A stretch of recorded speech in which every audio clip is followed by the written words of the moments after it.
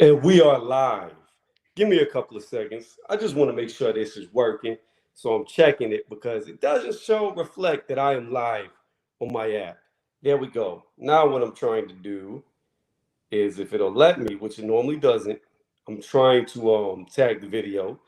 Because we could get a couple of people in here. Why not? No, it's not gonna let me tag it. So yeah, we're gonna have to roll with no tags on this one to the playback. Bear with me. I'm trying to see if I can just throw a couple of tags. I'm not going to be live that long, but I would like to at least tag the video. But it's not giving me the option to edit, do anything. Which it does this from time to time on the cell phone. It's trash. But anyways, I digress. Y'all didn't come here to hear me talk about that. Joyce is done. What bullshit is this? I have to ask that again. Joyce is done. What bullshit is this? Because that's what it is. It's bullshit. Explain to me how Anthony Joshua can get his ass whooped 2 times in a row to a cruiserweight who moved up in Usyk, get his ass whooped, stopped, literally stopped, knocked down multiple times by a short, fat guy that looks like the little kid from Up, and he's still good. He's still good to go. Tell me how Deontay Wilder can get embarrassed against Tyson Fury multiple times, twice, get slept, get a towel thrown in, heavy suit, spiked water, lions, tigers, bears, oh my, all the sorts. But Deontay Wilder's not done. So then we fast forward to another big man, another heavyweight, Joyce. Now let's explore Joyce, because I like the fact that Joyce's mom got in the ring, because I like what she said. She said Daniel Dubois was allowed to go 10 rounds with a broken orbital bone, and they did not stop the fight. In fact, nobody stopped the fight. Daniel quit. He quit with a broken orbital bone. Way worse damage in the ring than what was done to Joyce, which was just swelling. It was just bruising. Nothing was broken. There's no injury. But yet he is done. Did Zane knock Joyce down? I'm sorry. Where did Joyce get dropped? Where did he get floored? Where did he get put on his backside? I don't believe seeing it one time. If y'all can tell me where it happened, when it happened, I would like to know. So then I have to ask myself, did Joyce get beat up in the corner on the ropes, getting battered in the center of the ring so bad that the referee had to jump in and save him? No, that didn't happen at all. Was Joyce getting beat up when the doctor came up ringside? No, he was in a clinch. So what you're telling me is Joyce got a bruised up eye. That a doctor who has no business stopping the fight because Joyce counted how many fingers the doctor was holding up. See, this is what people don't understand about boxing. It is not the doctor's job to make a moral call. That is not what the doctor is there for. The doctor is not there to stop a fucking fight unless the fighter is unable to defend himself. What qualifies as that? Well, he could have a cut over his eye where blood's rushing into his eye. He cannot see. He could have a swollen eye like Joyce had, and he cannot see out of it. However, when the doctor asked Joyce, how many fingers do I have up? You can read his lips and see he mouthed 1, which is exactly what the doctor was holding up. So that means he could see out of his eye, which means the fight shouldn't have been stopped. It is not the doctor's job to stop the fight unless a fighter is medically unable to defend himself. And being that Joyce passed the test ringside with the doctor, it was not his job to call it off. Whose job it is to protect the fighter from himself is his corner and the referee. His corner and the referee. That's their job, to protect the fighter from himself. But it is not the doctor's job to protect the fighter from himself. All he's there to do is make sure that fighter is medically sound and safe to continue. And by him being able to see, he could have continued by the rules of boxing. But I digress. So you have Joyce, who never got knocked down, who wasn't getting beat relentlessly. Yeah, he was getting caught by singular shots, onesie, twosies, and in the 6th round, a good combination landed on him, and then they ended up in the clinch. Okay, But where was he getting beat up fight night style? I didn't see it. Yeah, I saw him running in to the right hand. Yeah, I saw him getting confused by a southpaw. But in no point in time was he at risk of being hurt badly. So how was he done? How was he done? Because this is all hypothetical because I can never see the future. Can't see it. The fight didn't go on.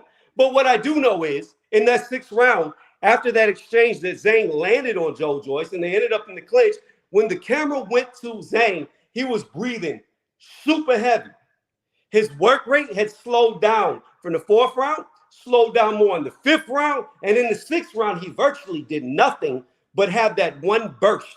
That's it.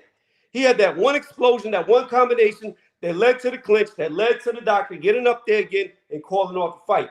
So again, I must ask, and this is what's so crazy because I've argued with people on here several times. People always get mad at me. Oh, Deontay Wilder wasn't stopped by Tyson Fury in the second fight. They threw in the towel.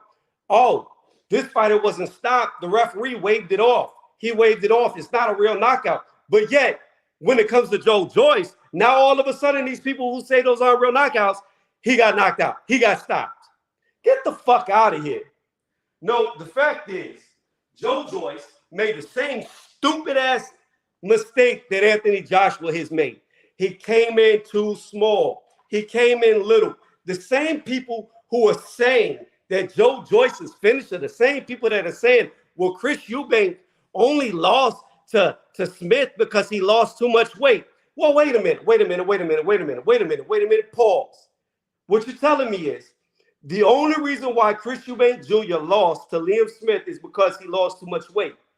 He only lost 8 pounds. He normally fights at 168. He went to 160. So he lost 8 pounds more than what he was used to, and that took away his punch resistance, right?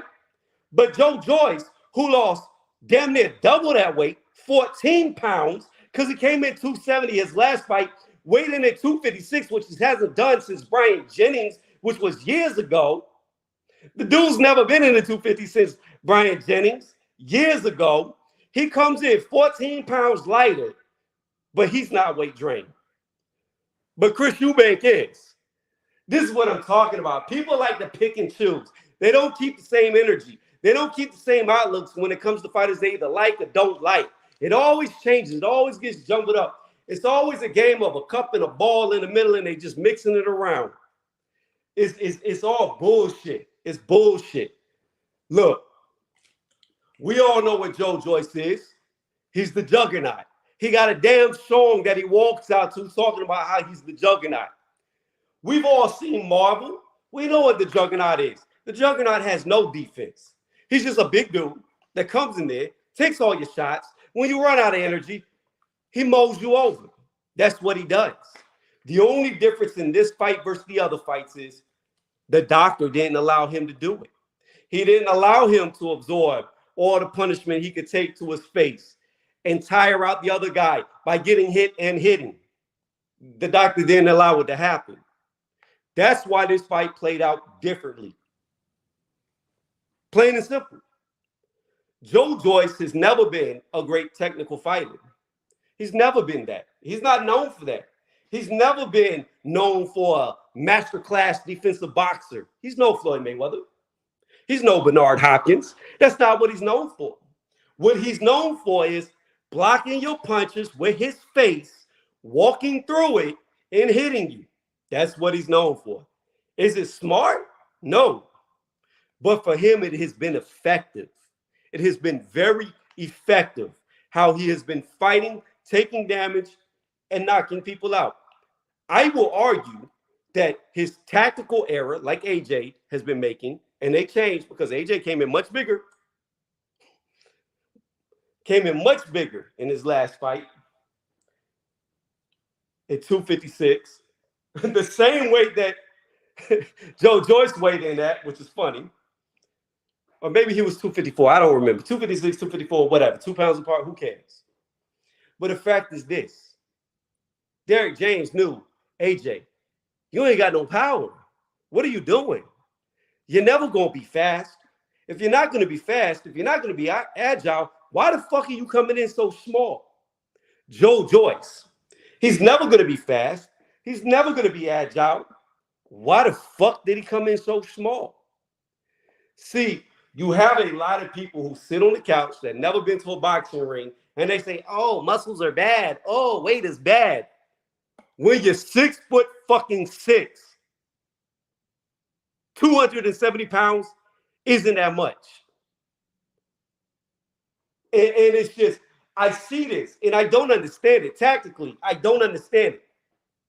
You're Joe Joyce. You get hit a lot. We know you get hit a lot. We know you're going to get hit a lot.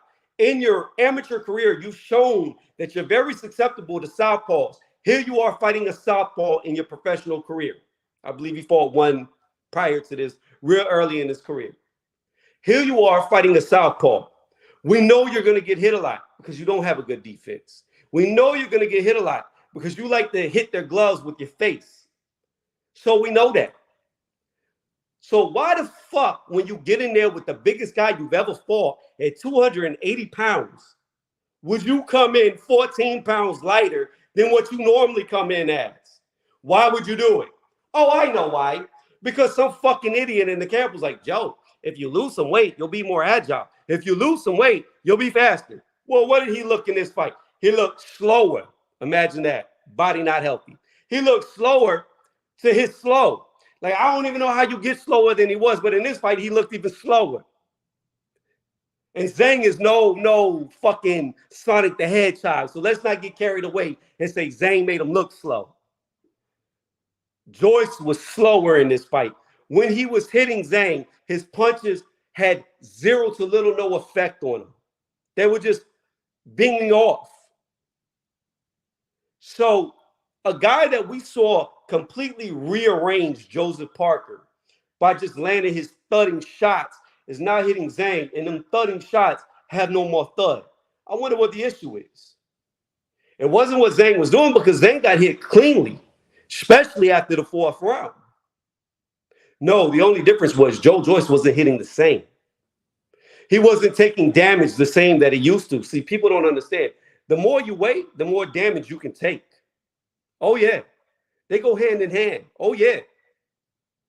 And this dude came in 14 pounds lighter against a guy who was the biggest fighter he ever fought. The biggest guy he ever fought. He comes in the lightest since Brian Jennings. It's ridiculous. He's not beating not top guys. Tony, keep him away from Wilder. Reinhardt, he already beat a top guy in Joseph Parker. Joseph Parker is an ex-world champion. And he beat Joseph Parker worse than anybody. Worse than anybody. He beat him better than AJ. He beat him better than Dillian White. And truthfully, Andy Ruiz beat him. He beat him better than Andy Ruiz. Even though Andy didn't get the win, we all know who should have won that fight. He completely dominated a top fighter, top tier fighter.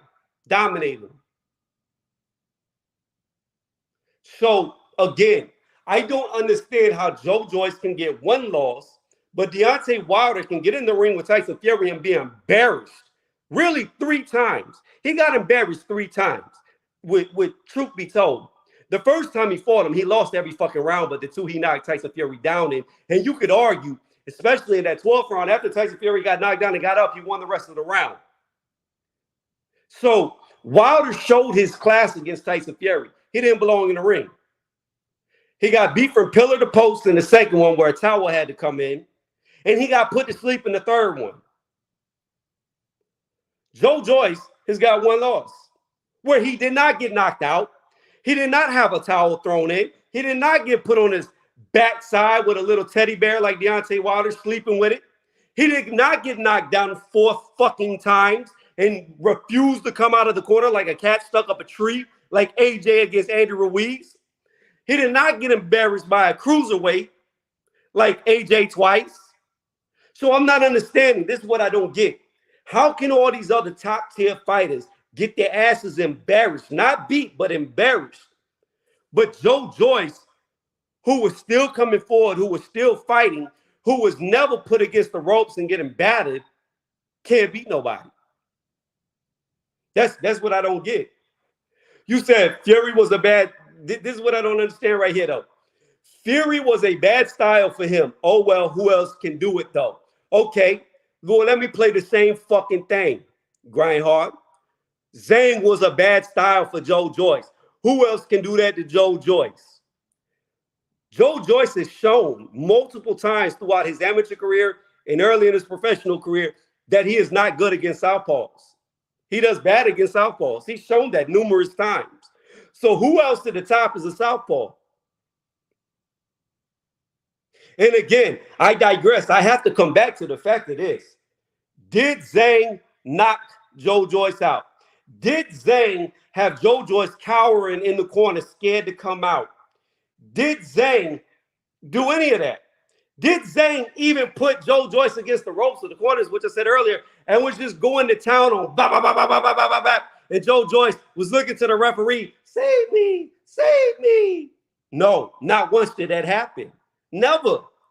The only reason why the fight went down the way it did was because the doctor stopped it. When Joe Joyce wasn't even fucking injured. That's what makes this even worse.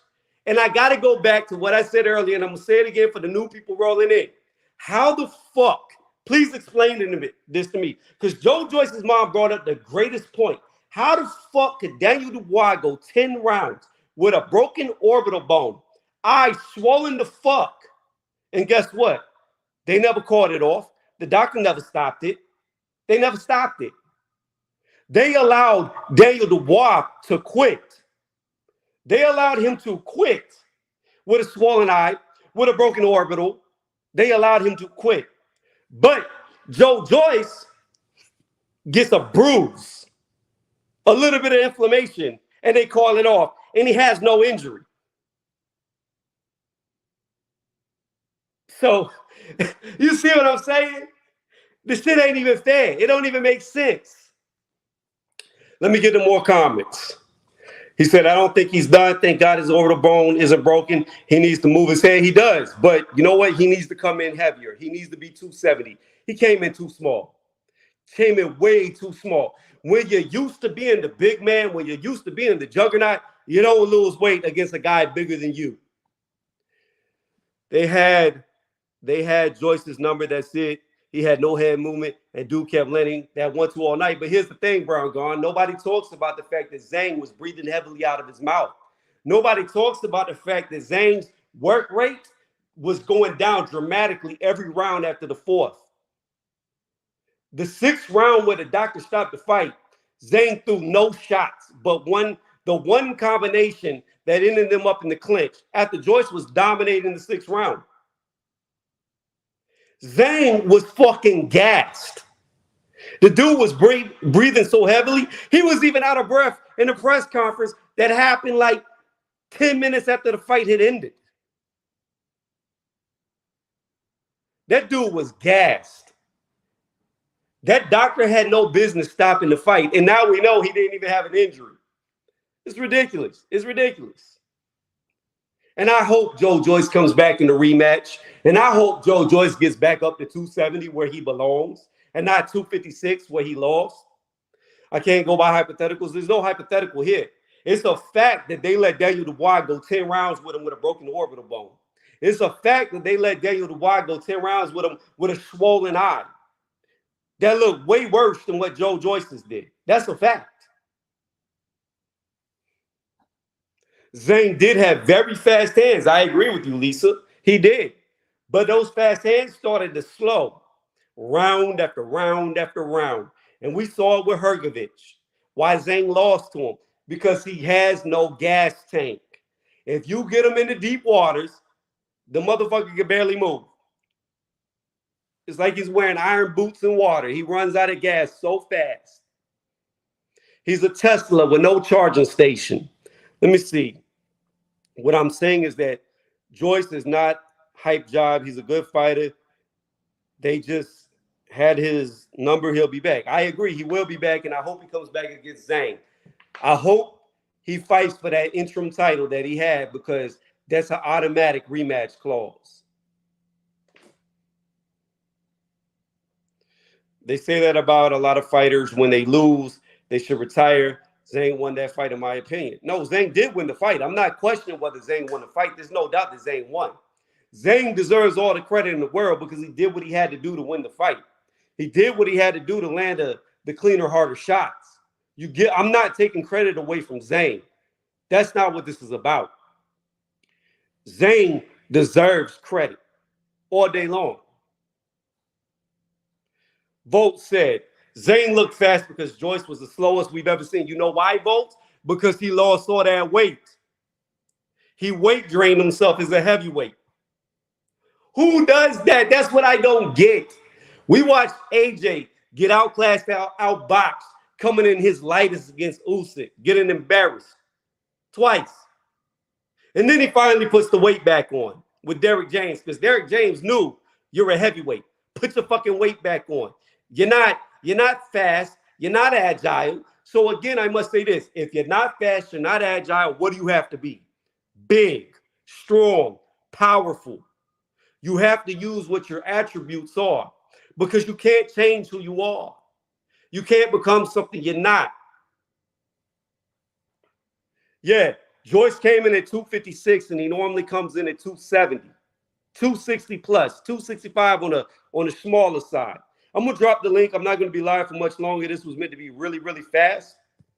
But if anybody wants to talk before I go, I'm going to let y'all on. I just want to get on here and rant about all these people talking about Joe Joyce is done because I disagree. I still think he's a top fighter. And the thing that's so crazy to me is even coming back to like all these fighters who lost, I was talking about Triple D, Daniel Dubois. There's people who believe this dude is still good. There's people who believe that Daniel Dubois has a chance to get Usyk. He has a good shot to beat him, which is ridiculous. But there's people who believe that Triple D can beat Usyk. But he got his ass whooped against Joyce quick. But he's not done. But Joe Joyce is. I know, Volks. I said that earlier. You weren't here. I brought that up earlier, my dude. Hadn't been 256 since he fought Jennings. I brought that up. I said that. I know. Because when he came in at 256, I was shocked.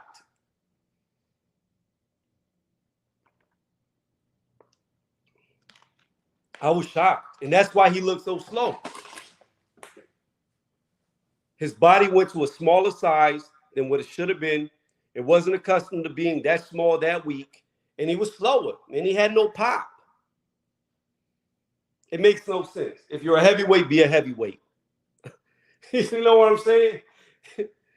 Now, you have some guys who could get away with being smaller, like Deontay Wilder. But that's a completely different style of fighting. That's a guy who relies on speed to generate power. Joe Joyce is slow. So if you want to generate power, you got to do one or two things. You got to have a lot of velocity, or two, you got to have a lot of force. If you have a lot of force, you don't need as much velocity. If you have less force, you need more velocity. That's how you generate the power. That's how you generate it. Simple physics. And what Joe Joyce did was take away his force, and in turn, also took away his speed because his body was malnourished. But he's done. I don't get it.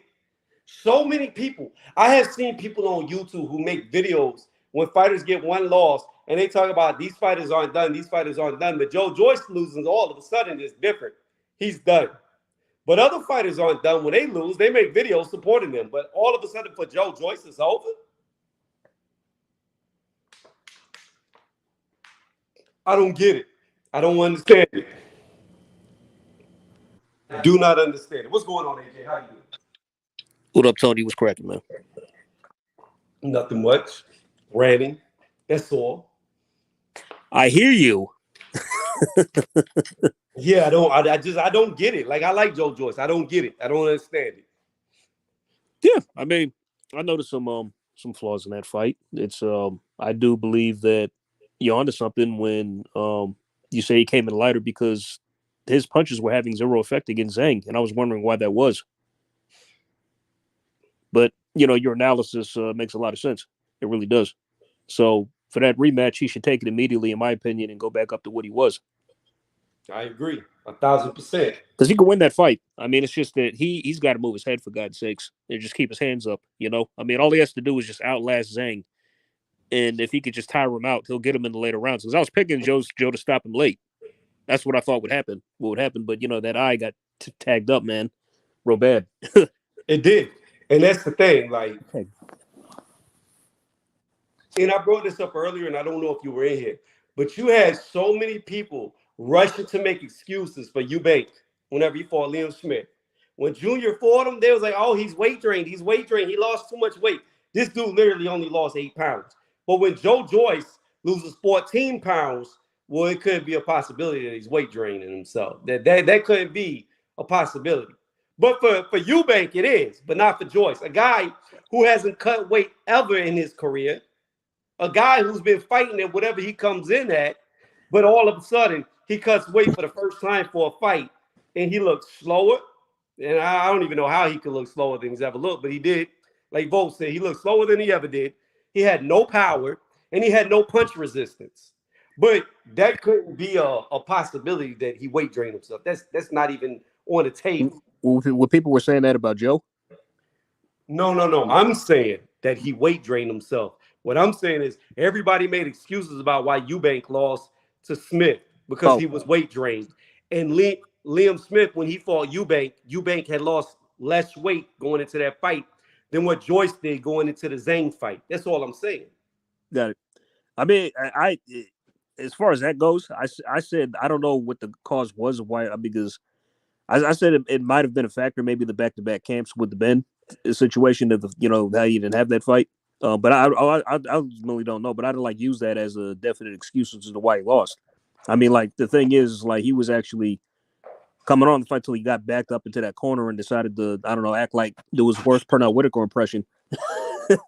And more, then he got clocked with a couple. Then that was it. And it's shit, I couldn't believe it, bro, when I first saw that. But I said might be, but I don't know for sure. So yeah, but the thing is, I heard people talking about that Eubank's never been hurt before. Fought bigger punchers, never even been down than Liam Smith. Fought way harder punchers. Then he gets in there with Liam Smith and gets knocked out, gets bruised up, and it's got to be that he has no punch resistance because he's weight drained. My only counter to that is, where are the people who made that argument for Eubank saying maybe Joe Joyce lost too much weight by coming in 14 pounds lighter? That's all. My problem is there's no consistency with people who talk about boxing.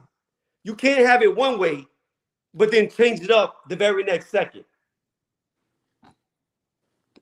Tony, you can't worry about what other people. Hey, man, look at AJ. You can take that off. You can take that off. You don't even look like the same person. You happy now? Oh wow, AJ, you look like a newborn baby. He does. He does. You happy now? You satisfied, Tony? Yeah, I'm satisfied. All right, there you go. There's your proof. There's your proof. There's your proof. Yeah, you don't have to keep it on there. For sure. Tony, you can't. Nobody's consistent. It just depends. I felt bad when I saw that, because I was I thought that his eye socket was broken, but it was a good thing that they did stop it so it didn't get to that. Because if he would have kept getting hit with that left, it was a possible, like that. Yeah, but Lisa, you know how you wrote in the chat earlier, you don't do hypotheticals? Yeah. Now you're doing a hypothetical saying, well, what if it got broken? What if it got worse? No. What I mean is, well, let me just say this. What I meant was, what I was saying about that is who would beat who or whatever. Just because no. What I'm saying is, you're saying that it's good that they stopped the fight because he could have got his eye hurt. It could have got his orbital bone broken. What I'm saying is that's a hypothetical. Because what I saw with my eyes was Zane's work rate started to diminish a lot from the 4th round. It diminished even more in the 5th round. And in the 6th round, it was non-existent. He only had one good combination that pretty much led to the ending of the fight. And after that combination, they came together in the clinch, and he was breathing for his life. He looked like he had ran 20 miles after he landed those combination shots. And my thing is, I don't think he would have been able to do more damage to his eye, because I think that gas tank was damn near gone in that 6th round. I don't think he would have lasted much longer. But that's not what I meant, though. the probability is that could have happened possibly. But what I'm trying to say is that the damage had been done. Maybe they was trying to prevent that. It's up. The doctors have to protect the fighter. Well, the ref as No, well. It no, the was doctor doesn't protect the fighter. That's not his job. okay. Well, the ref protects the fighter, but the doctor saw something. Maybe he could not see out that eye. I'm assuming he couldn't. I don't know, Tony, but I No, he don't know did what. see. He did see, Lisa, because the doctor asked him, "How many fingers am I holding up?" And he held up the number one. Joe Joyce said, "You're holding up the number one." Then the Okay. doctor looked like fuck. He walks away from Joe Joyce and whispers in the referee's ear. Then the Yeah. referee goes to the center of the ring and waves off the fight. Okay. Normally, if a fighter can't see at that moment, the doctor waves it off right there. We've seen it numerous times in boxing. So Okay. the only job of the ringside doctor is to make sure that fighter can medically continue. And what the rules for that is if the fighter can see, it's not his fucking job to stop the fight. Okay. Well, like I said, I don't know why the fight was stopped. From the way he looked, it didn't look good. So maybe they was just only thing I could say is maybe they was just protecting him for further damage, preserving him. I don't know. But Either Lisa, way, well, why didn't they protect Daniel Dubois when Daniel Dubois' eye looked way worse than his? When his orbital bone was broke, why didn't the doctor stop the fight on that fight? I don't know. But that's my point. That's my point. There's no fucking consistency with this sport. You got a guy in Triple D who fought Joyce, and they allowed him to quit. They didn't wave it off. That eye looked way worse, way worse. And they didn't stop it. They just let it go. And had Hmm. Daniel Dubois not quit, it would have went all 12 rounds. But the first time that Joe Joyce gets bruising, they stop the fight. I don't get it. either way, Well, yeah. Go ahead. either way, it's unfortunate. I mean, I just sensed that the ending might have been near after the end of the fifth. I was hoping it would continue, but I just got a sense, man, they're gonna stop this shit. Because remember, we was there. At least we was saying like the eye was bad, and it's Yeah. like what I Yeah. mean. So but that I mean, but Joe was starting, and it was unfortunate because Joe was starting to come on in that six. He really was, but Hmm. they Yeah. they He pulled was. they pulled the plug. So that's why. Yeah, I'm all for a rematch, man. He needs to get that because it's not like he has all the time in the world. You know what I mean? Do Hmm. y'all remember? Do y'all remember whenever Bandu Jack looked like somebody took an axe to his head and they let it continue for several? Yes, yes, Yeah, and that kept going. yeah. That yeah. Oh That yeah. that was like now that when I saw it like when I first saw them like they let this that fight went to full 12, right? They didn't stop that shit, right? Yeah, it Yeah. kept going, and it looked like somebody had taken a hatchet and put it in his head and pulled it out. That's what I'm saying. Like I don't know, man. I don't know. I don't know. I don't understand it. Like he could see out the eye. It should have continued. If you can see, you can fight. The doctor can't stop it. It's just like with cuts. If you're cut and the blood is going into your eye and you can't see, they'll wave it off. But if the blood's not restricting your vision, you continue to fight no matter how bad the cut is. So it's like I always say because you remember how Tyson Fury was cutting that Otto Wallin fight. Yeah. I always say like, and I maintain this: if anybody else had that cut or even Otto had it, the fight stopped. They did stopped it. I can't disagree with that. That's what I'm saying. There's Yeah. no Yeah. consistency. The thing that I don't like is if Joe Joyce had multiple losses on his record, then cool. Stop the fucking fight. But he was undefeated. They took his O away. The doctor did. Took his O away. Oh gosh. Here we go. Here we go. Let's see. Tony's review, you are just bitter and upset that your boy got assigned all day, every day. Who And I'll this? do it again. Who this? That's Zang. That's That's actual Zang, man. facts. Oh Zang, shit! That's actual Zang like facts. a Oh shit! bang. You can't fool me. You can't fool me no more. Actual facts. Oh I'm shit! Yeah, on. you be I'm doing your on to you impressions. now. I forgot. Yeah. What up, babe? What's up, fam? What's up, fam? What's up? No, you got me. You got me so many years in this community. I said, okay, I got it now. Got it. He do all kind of. I keep telling him he need to just do an impression of like a channel. That'd be awesome. Let me tell you something, Lisa. Actual is like Shang Tsung on YouTube. Like this dude can morph into anybody. Mm-hmm. Wow. Yeah, yeah, he could. AJ's good with it too. Yeah, AJ's I'm all right. another I'm all right. I'm all right. one. What's going on, IB who I be? J Rules. I agree with you. If you want to So jump on the I channel, you be can. J I'm not gonna Rules. be live Yeah. much longer. Yeah, man. I don't know, Yeah. Tony. It's just like I don't know. They say that about a lot of fighters. Whoever lose this weekend, trust me, I guarantee Oh yeah. somebody's gonna say they By the should way, Tony, retire. You still got Ryan? Oh yeah, I got Ryan all day. I don't care how weight drained he is. Okay, cool for sure. By KO or points, you think he's gonna sleep Oh, Tank? I he's think sleeping that little midget. That I little think midget. Ryan is gonna hydrate pretty good. He's gonna rehydrate pretty good. If Hmm. I was Ryan, I would I just come in I over the come in 10 pounds overweight. and pay the fine. I come in overweight. That's it. It's like I fuck would that. too. I would weigh in at 136 on the scale, and then by fight night I'd be whatever I weigh. If it's 165 pounds, I'd be 165 in there. I What are they don't gonna care. do? What they gonna do? Scrap the fight? No, they won't. Hey, it don't even Yeah, matter. They you don't already know put their what's in the purses up. contract, though. You don't know what's in the contract. But you know what, Lisa? If What? if if Tank pulls out of the fight because Ryan rehydrates, you know how much flack he'll get Oh, from bruh. everybody. Yeah. Oh Oh, bruh. man, it'll be hell will be raised everywhere. That's what I'm saying. They're That's not gonna call off the fight because if they do, yo, then nobody's gonna it, look at Tank the same. yo. If Tank pulls out the fight because of that shit, the whole Yeah. DMV is gonna disown that man. Hmm.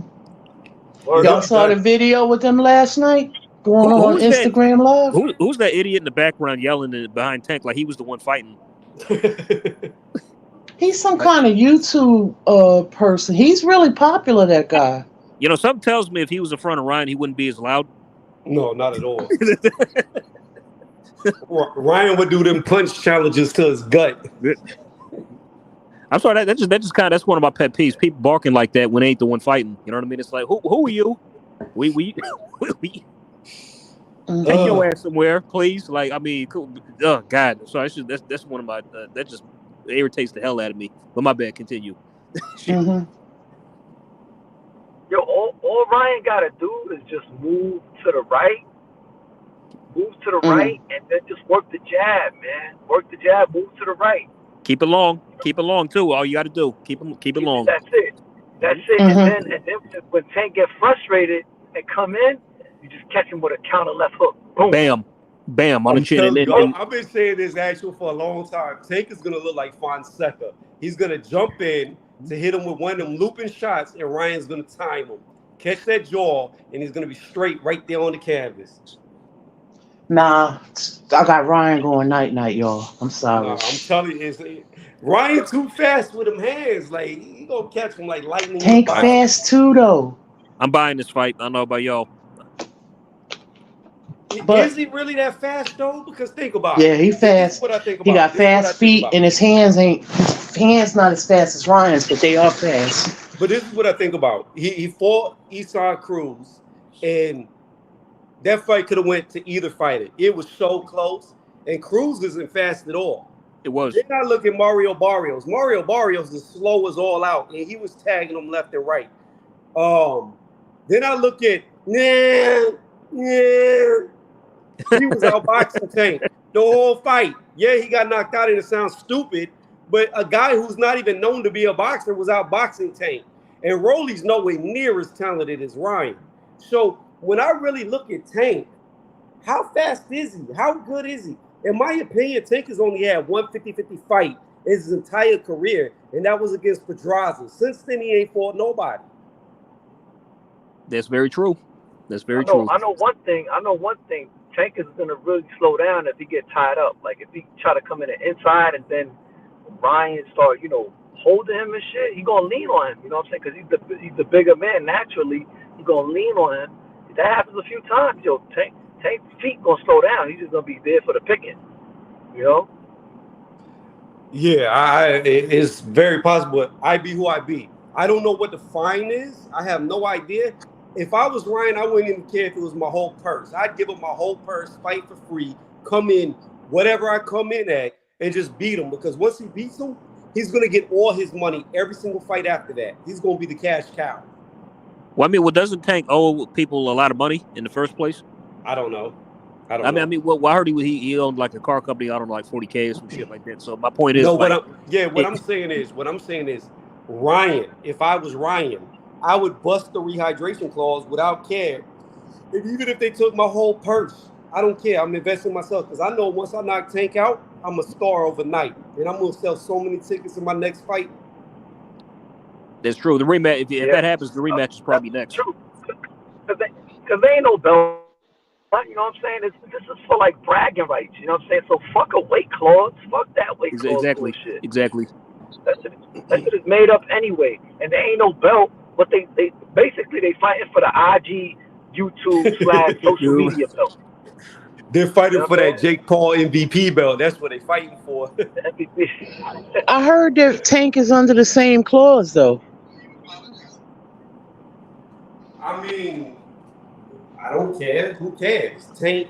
This is what I don't understand. This is what I don't get and drives me crazy, and nobody even talks about. How is it that Tank can be an alleged 140-pound champion, have no issues with fighting Mario Barrios at 140, doesn't put a rehydration clause on Mario Barrios, but yet can't fight Ryan at 140, even though he was a champion, and then puts a rehydration clause on Ryan? It's probably the danger factor, Tony, because guys like Rolly Romero and Barrios, they were just trash. as big as, well, yeah, the trash, but they were size-wise. You know, they were tall guys that came in heavy. There was no hydration for Rolly, and there was no catch weight for Barrios. And those are fights that no one really cared about, to be honest. So for a fight of this magnitude, they should have probably more. Like, see, with me, I feel like you should have one or the other. If you agree to, the 140 limit, okay, cool. Then you could have, okay, 10 pound, but you know what, you're moving up in weight, it's at the weight limit, cool. Or if you meet at catch weight, I don't know, 137, 138, then okay, you've met at catch weight, but don't put the double clauses. I just feel like, you know what, that's just too extreme. You know what I'm saying? Like, But I feel like you're really trying to is handicap someone. this is the most extreme rehydration I've ever heard. Because you can correct me if I'm wrong, but the only title in boxing that has a rehydration clause is the IBF title. That's correct. 10 You're pounds. right. You're Hold right. on, which is 10 pounds. However, you can come in the night of the fight more than 10 pounds. They weigh you the day before, and then you have to weigh again the next morning. The next morning when you weigh in, you have to be within 10 pounds of the scheduled weight. After that, you can rehydrate. This one, he has to weigh before he walks to the ring. Does he? Yes. Damn. It's the Wow. night of the Wow. fight. It is the night of the fight he has to weigh. Wait, so does Tank have? I mean, so I get Willie. So does Tank have to do this too? Or is it just for Ryan? Who knows? Probably not. Tank probably from gonna come in. what they're saying, Tank come in 190 pounds. Why? If that's the case, that's some bullshit. no, from what they're saying, I don't know. I gotta find it, but from what they're saying, Tank is under the same thing. Yeah, I blow the weight. I I just blow the weight. Yeah, I go Well, I straight. mean, depends. I go straight Do you know what- Salido. Like whenever Salido did it at Loma, that's what I would do. No, but I'll give you an example. Same with In any same case, with Floyd Ryan Mayweather. need to blow that shit and beat that woman, beat his ass. I'm a real man, baby. No, do you know what it is, bro? I feel like you have to be sort of. For me, I'm kind of realistic. Like, same with Mayweather blew the Marquez catch, right? He only paid 200,000. I mean, depending on this one, it might be 1.5 million per pound, or maybe 2 million. I mean, I don't. Who cares? Well, I mean, between the scale, the weigh-in and the hydration, I mean, can Ryan Garcia really afford to pay $2-3 million? I mean, So listen to me, Jimmy. Listen to me, okay? It doesn't matter. Let's say his rehydration clause, he busts so much weight, he gets no perks. It's all paid in fines. He gets paid nothing, right? Whatever he's making for this fight means absolutely nothing to how much he'll make in his next fight if he knocks Tank out. He will make so much money. He'll be making Canelo money. It'll be like a $40 million fight in his next fight if he sparks Tank. Let's not carry the weight now. Nah, I don't think so. I don't think it's gonna be that much. No. I'm telling you, he's gonna be a star overnight. He will explode. Nah. I don't see that. Mark my words. Even It happened. Mayweather It didn't happened. get that much per fight. What do you mean? After Mayweather beat De La Hoya, he was getting that much per fight. Well, when he went over to HBO, I mean Showtime, I thought he was getting like 32 million per fight. Okay, 32 million back in the early 2Ks compared to inflation now. Like the money ain't the same. 32 million was a lot more back then than it is now. Yeah, I get that. Yeah, But I mean, I mean, maybe I he believe can. Ryan Starr will rise, but he I would not he not that much money. I believe AJ, if he knocks him out, he'll become a Canelo. I Okay, believe. let's say he did it twice. He But, knocked him out once, then but the rematch, without then doing the again. work though, Yeah. that makes no No, I sense. can't see it. No, see, Tony, I don't agree with you, bro, because with Canelo, he became a star, but he became a star gradually over time. He fought Floyd Mayweather, right, and then after that, he fought Erislandy Lara, he fought Miguel Cotto, he fought Mm-hmm, Triple G twice, mm-hmm, Kovalev. He mm-hmm. spent several years really building his star power. Yeah, Check yeah, this out, Jimmy. Check this out, Jimmy. When Yeah, Canelo was doing it and coming up, just like Mayweather and all them, what didn't they yeah. have? They didn't have IG. They didn't have Twitter. They didn't have all the social media they do now. Ryan Garcia's already got a huge following. He's got a huge Mm. following. That's The true. only You're right. thing, the only thing he's missing, for one, we already know how volatile boxing is. The minute he knocks out Tank, 80% of Tank's fans now become Ryan's fans. So he's gonna get all that money right there. Then the real people that he's missing are like more the diehard boxing fans. They don't really think he's the real deal. They still call him a capper and think his mental health was fake, all that. The minute he knocks Tank out, he's got all of them too. I'm telling you, this Well, fight is gonna make this dude a star overnight. I mean, it's possible. This is a big fight. Show of hands, who's It's paying? Who's buying it? the I'm Mexican. gonna buy it. I'm gonna buy it. I'm gonna buy it. I'm gonna buy it. I'm gonna get it too. So This fight, nah, I'm not getting it. Yeah, I'll probably 85 get the bucks. Yeah, I'm gonna buy the I think I'm gonna get the Haney Loma Loma and fight, Haney fight. Yeah, yeah, that's the one I'm more interested in. Yeah, that's a bit more respect. That's only like Yeah, $60, right? I'm gonna get it through my. yeah, but I'm gonna get it through the zone subscription. It's only 60, so that's why I'm gonna get it. oh yeah. If you Yeah, get yeah, the yeah. fight this weekend through the zone, it is It's 60 60. Yeah, plus yeah. tax. Yeah. Yep. I mean, I look at it like this, Lisa. The Loma and Devin Haney fight is a better fight. It's just a better fight. But it don't excite me as much as Ryan and Tank. It doesn't do it for me as much as them. I hmm understand For Ryan and Devin. Tank, I'm not really like just. I get what you're saying, but You I'm you not you, you really gotta excited understand, like like that. like Loma and Haney, that's undisputed. You know, that's for the best of the division, and it should be the biggest fight. But hmm I already know it's going to be one of the most boringest fights you'll ever watch in your life. It's not going to be fan friendly. You're going to have to love boxing like we do to enjoy it, and I will. But the Ryan Garcia Tank fight, that's going to be fucking fireworks. Both them dudes can thump. Like it's just going I to get be an it. exciting fight. No, I get it, Tony, because at the end of the day, with Ryan the Tank, you got two young dudes in there, two big punchers, two undefeated guys. With Loma and Haney, you got Devin Haney's more of a pure boxer.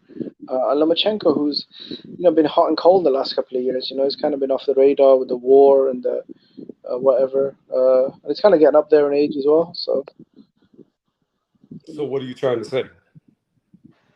no, I'm trying to say as far as legacy and historical prestige, as a Devin Haney versus Lomachenko, you've got the young, undisputed champion versus, the future Hall of Famer and Lomachenko. Now that's the better pure fight in boxing. But as far as grab your popcorn, uh, probably Ryan versus Tank. I mean that Yeah, doesn't really have any historical impact or legacy or big sort of impact in the sport as far that's as not you know. that might not be true. That might not be true, and I'm gonna tell you why. So you basically said what I said, Yeah, just in a different wording, because I said that the Haney fight is by far the better boxing fight. But yeah, yeah, The real fight I want to see is Ryan and Tank. But here's the thing: this fight could live on for a very long time because the knockout reel could be played forever. Like one of them is going to get slept very badly. So I think this it's a big. this this this could be a Hall of Fame knockout right here, right now. What we're about to see. I think the impact of the win it really depends. I think if Ryan Garcia wins, it'll be bigger because he's the underdog, and most people are picking Tank. I think if Tank wins, it'll still be big, but it's well, you're the favorite, and you won the fight. So I think the world will just move on. But here's the thing though. Let's say Tank beats Ryan, right?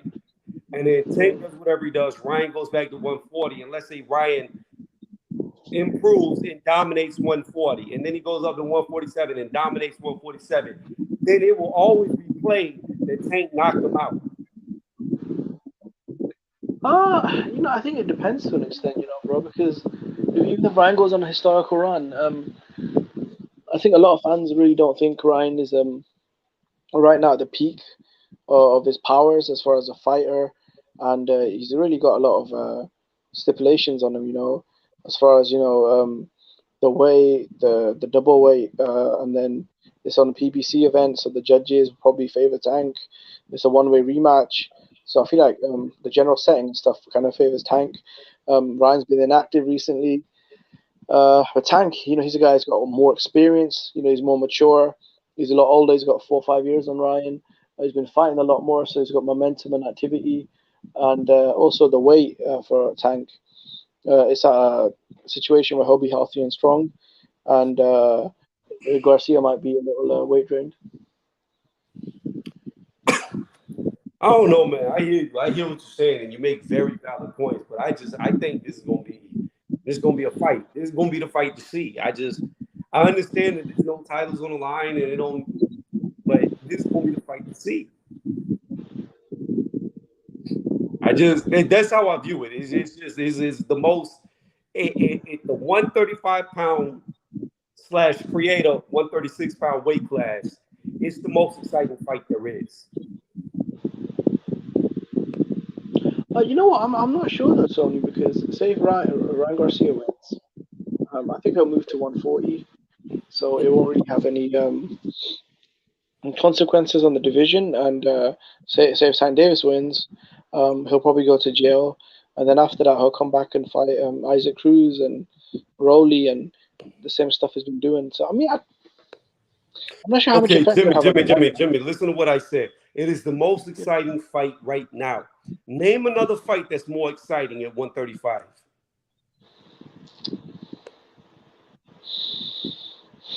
135. But do you count this? But it depends. Do you count this as a lightweight fight though? Because isn't it over the limit? It's more of a lightweight fight than than anything else in a junior welterweight or super lightweight, however you want to say it. It's more of a lightweight fight than anything because it's 136. It's a pound over. It's not even meeting in the middle. Okay, fair enough. Yeah, that's fair. I think as far as media hype and stuff like that, yeah, definitely, man. I think this has definitely got the biggest buzz. I don't even say media hype. I just say like pure, like you're gonna be on the edge of your seat, waiting. Like, okay, here it's come. It's gonna come now. It's gonna be the one, because this is not going 12 rounds. One of them is going to get slept. There's no getting around that. One is going to get knocked out. I don't know, bro. There's a famous there's someone I know on YouTube, and he has a really good track record at predicting fights right, and he predicts that this fight will end in a uneventful 12-round split decision draw. Nah, there ain't no way. There ain't no fucking way. Maypac was uneventful. Yeah, but May and Pac, you had two extremely top tier skilled fighters. You had an offensive phenomenon versus a defensive genius. So Yeah, you could veterans as get well. those uneventful fights, but here these guys aren't even on anywhere near their level of skill. Like it's just they're not technically good enough to make it boring, if that makes sense. Yeah, I see what you mean. But it might be cagey though, because he was saying that both guys might respect each other's power, and then it might be sort of a bit of a cagey fight with a bit of action that goes the distance, and then we get like a controversial split draw, kind of like Wilder Fury one. Um, I don't know, man. I don't see it. I've never seen Tank fight KG, and I've never really seen Ryan fight KG. I've seen Tank fight KG, bro. Like when he fought before the knockout against Roddy Romero, he was pretty cagey. Against Isaac Cruz, he fought on the back foot for most of that fight, sort of circling and stuff. No, like he fought Cruz. They both traded shots a lot. And against Rowley, I will say I don't think he was cagey. Like you could see he was trying to set up a counter. Like, yeah, he was getting outboxed, which shouldn't have happened. Makes no sense. But But you could see that, I don't know, he didn't look cagey to me. He didn't look scared. It just looked like he was trying to time him. but wouldn't it be ironic though, Tony, if Lomachenko Haney actually ended up being more action? It would. It really would. But I just can't see it. Because it's going to go one of two ways. To me, it's going to go one of two ways. One, Devin's going to get completely embarrassed, or two, Devin's just going to outbox him for 12 rounds. That's why I see it going. Who you got in that, by the way, Tony? I don't know. I really Yeah, you don't do. know. Come on, yeah, you do. I know you know. I mean, I don't know, because Loma can take a punch, and Devin can't throw a punch. But Devin's got the size and the weight. But Loma has very good footwork to get in. I really don't know. It's a 50-50 fight for me. Like right now, it's 50-50. Had it been like classic Lomachenko, I think he would have beat him. But this Loma, I don't know. I see it 50-50. Got it. Wait, Tony, have you spoken just to gear the subject matter a little bit? Have you spoken about the because I believe you saw my comment right about the about the Bivol better be a fight. I saw a video on it as well. Man, I put a video up about that fucking. Yeah, yeah. I Yeah, just want your extended view. Yeah, I want your extended thoughts on it. oh, I've always said it. I've been saying it, AJ. How many times have you heard me say throughout the last couple of years that Beebal's been ducking Beterbiev for who knows how long? Like, he don't want to fight him. He's scared of him. He's always been scared of him. What You he's said doing is, you said it, and I disagreed. But now this is credence to you might have been onto something this whole time. yeah, he's always been trying to age him out. He's waiting for Beterbiev to look old, and then he'll fight him. But the problem is, Beterbiev keeps annihilating everybody in front of him, so he doesn't want I to don't get know in there. about that. Someone called Callum Smith might disagree with you, who's his mandatory right now. Look, man, you already know how I feel about the Smith brothers. I think they're doing some bullshit. I can't prove it. It's alleged. Don't know what they're doing. But I don't I mean, understand. I don't understand. This is what I don't understand. And Jimmy, you can look it up. yeah, I don't get it. How yeah. both these dudes could grow knockout devastating power overnight, 1 month apart from each other, and go on to be the hardest fucking punchers in their weight classes. I don't understand how that happens. Like, how do they both What? do it? See, for Callum, it makes a bit more sense though, because I feel like when he moved up in weight to like heavyweight, I feel like it's a more natural weight. So he's Okay. physically stronger, sharper, a better Right. gas tank. But what about his brother? With Liam, I mean, Mhm. yeah, man, he has been knocking everyone out lately. So maybe it's the new trainer. I don't know. They both weren't knocking. I mean, they both had knockouts on Yeah. their record, but they weren't knocking people out like that. But they both I think- started knocking people out a month apart, and they've stayed knocking people out since that month apart. Yeah, They the Castillo literally- fight really sharp. Like, that's Yeah. what I don't get. Like, I've never seen how both brothers literally grow power overnight together, and then they keep it. I don't know what's going on with him anymore. Yeah, I but really that's what don't. I'm saying, though. Tony, that's what I'm saying, bro. Because under he's got a new trainer, Buddy McGirt. I think that's a good choice for him. You know, I think Callum Smith has got good skills. He's very big and powerful, young. He's got a chin on him, an engine, and I like heavyweight. I feel like he's really, really a much better fighter. Not only physically, but I think with a new trainer technically. And it's like you said, bro. This Castillo guy went 12 rounds with Bivol, went the distance, gave Bivol a decent fight. Callum Smith fucking knocks him out cold in 2 rounds, puts him in a seizure. Um, yeah, man, that guy's got some scary punching power at 175, and he keeps looking bigger and stronger every day.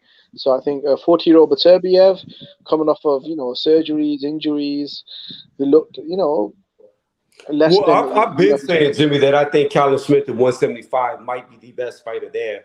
But Yeah. one thing we do know is Callum doesn't take the best shots because Canelo had him very gun shy and Beterbiev hits a lot harder. So it's one thing to be dominant when the person can't fight back. But when you start getting hit and it starts hurting, we'll see if he has that same aggression.